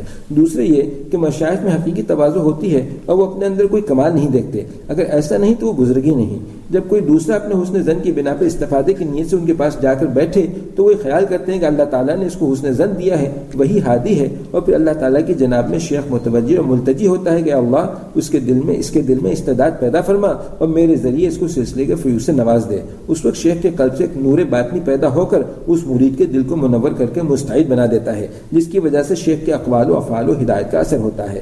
ہادی عالم رحمۃ اللہ عالمین رؤوف الرحیم صلی اللہ علیہ وسلم کے بارے میں اللہ پاک کا ارشاد حریص علیکم کا مفہوم بھی یہی ہے کہ ہمارے حبیب صلی اللہ علیہ وسلم تم لوگوں کی خیر خواہی اور نفع رسانی کی خاص طلب ان کے دل میں ہے اور وہ تمہاری ہدایت کی بڑی آرزو رکھتے ہیں۔ کسی کے متعلق یہی آرزو رکھنا توجہ کا ایک مسنون طریقہ ہے کہ جو ہمارے اکثر اکابر کا ہے۔ توجہ کے اقسام، حضرات مشائخ نے نسبت کے اصول کے لیے جس طرح ذکر کے اثرات بڑھانے کے لیے کچھ طریقے مقرر فرمائے اور بیان کیے ہیں، اسی طرح توجہ کے بھی مختلف مراتب، اقسام اور ان کے اثرات و طریقوں کو بیان فرمایا ہے۔ اور اکثر یہ توجہات تصرفات کی قسم سے ہوتی ہیں کہ جن میں بعض اختیاری اور بعض غیر اختیاری ہوتی ہیں۔ ان میں کچھ شرائط تو توجہ دینے والے کے اندر ہونا ضروری ہے، مثلا اس کا قوی نسبت ہونا اور طالب سے تعلق ہونا وغیرہ، اور کچھ شرائط کا طالب میں ہونا ضروری ہے، مثلا اس کا بھی شیخ کی طرف متوجہ ہونا، اعراض نہ کرنا، ذکر و شغل سے قلب میں کچھ صفائی پیدا کر لینا اور اس طلب میں کچھ مجاہدہ اختیار کرنا، اور طرفین کی طرف سے کسی معنی کا نہ ہونا، مثلا عدم مناسبت اور شیخ پر دل میں اعتراض اور کوئی خرخشہ اور شبہ کرنا، یا شیخ کی طرف سے تقدر ہونا، خواہ وہ غیر اختیاری ہو بلکہ کسی غیر واقعی بات کی وجہ سے ہی کیوں نہ ہو۔ مختلف قسم کی توجہ طالبین کی مختلف استعدادوں کی وجہ سے توجہ کے اثرات سے مختلف درجوں کی نسبتیں حاصل ہوتی ہیں۔ ان کی 4 قسمیں ہیں: نسبت انعکاسی، نسبت القائی، نسبت اصلاحی اور نسبت اتحادی۔ ان کا مفصل بیان حضرت شیخ دام مشدوم کی آپ بیتی کی خلافت و اجازت کے باب میں ہے اور اس ناکارے کے رسالے اکابر کا سلوک و احسان میں بھی ملاحظہ فرمائیں۔ مشائخ کے توجہ دینے کا دوسرا طریقہ، یہ توجہ طالب کو سامنے بٹھا کر دی جاتی ہے اور اپنے دل سے تمام خیالات نکال کر جس مضمون کا اثر ڈالنا، مثلا ذکر یا محبت الہی یا خشیت الہی وغیرہ، اس کی آرزو و طلب کو خوب مضبوط کر کے، یعنی دل کی گہرائی سے چاہے کہ ایسا ہو جائے، اور پھر اسی حالت میں خیال سے طالب کی ذات کی طرف اس طرح متوجہ ہو کہ گویا اپنی ذات یا اپنے دل کو اس کے دل کے ساتھ متصل کر دیا، اپنے دل کو اس کے دل کے ساتھ یا دوسرے لفظوں میں اپنی ذات کو اس کی ذات کے ساتھ خیالی زور سے ٹکرائے، گویا اس کی ذات کے اندر گھس گیا، جیسے محبت سے مخمور ہو کر عاشق اپنے معشوق کو دبا کر یکجان ہو جانا چاہتا ہے، پھر خیال کرے کہ میری کیفیت ذکر یا کیفیت محبت وغیرہ یعنی میرے نسبت طالب میں سرایت کر رہی ہے۔ یہ اثر فوری اور محسوس طور پر ہوگا، لیکن وقتی ہوگا، اس لیے یہ عمل طالب کی قوت برداشت کا لحاظ کر کے کرنا چاہیے، ورنہ جسمانی بلکہ دینی نقصان کا بھی خطرہ ہوتا ہے کہ اثر کے فوراً زائل ہو جانے سے قبض سا ہو کر اعمال میں سستی کا اندیشہ ہوتا ہے۔ اس توجہ کا فائدہ طالب کو تھوڑا سا ذائقہ چکھانا اور متوجہ کرنا ہوتا ہے، لیکن چکھنے سے غذا اور دوا سے قوت و صحت حاصل نہیں ہوتی، اس کے لیے تو اعمال اختیاری کرنے پڑتے ہیں، اور آج کل اعمال اختیاریہ میں اکثر لاپرواہی برتی جاتی ہے اور وقتی لذت کو کافی سمجھا جاتا ہے، اس لیے اکثر اکابر نے اس طرز توجہ کو چھوڑ دیا ہے، اور بعض کاملین غیر اللہ کی طرف ہمیشہ متوجہ ہو ہی نہیں سکتے، گویا متوجہ ہونا للہ و فی اللہ ہی ہے، مگر براہ راست توجہ اللہ تعالیٰ سے ہٹنا ان کو مشکل ہوتا ہے، اس لیے ان کی توجہ کا طریقہ وہی ہوتا ہے کہ جس کو شروع میں لکھا، لیکن یہ مناسبت و مسائل میں اپنا اپنا اجتہاد و طریقہ ہے۔ مشائخ حق کا کہ کسی طریق پر اعتراض نہ کریں۔ سیاہ دل بتکار گو میں ہوں، لیکن فدائی ہوں اللہ کے عاشقوں کا،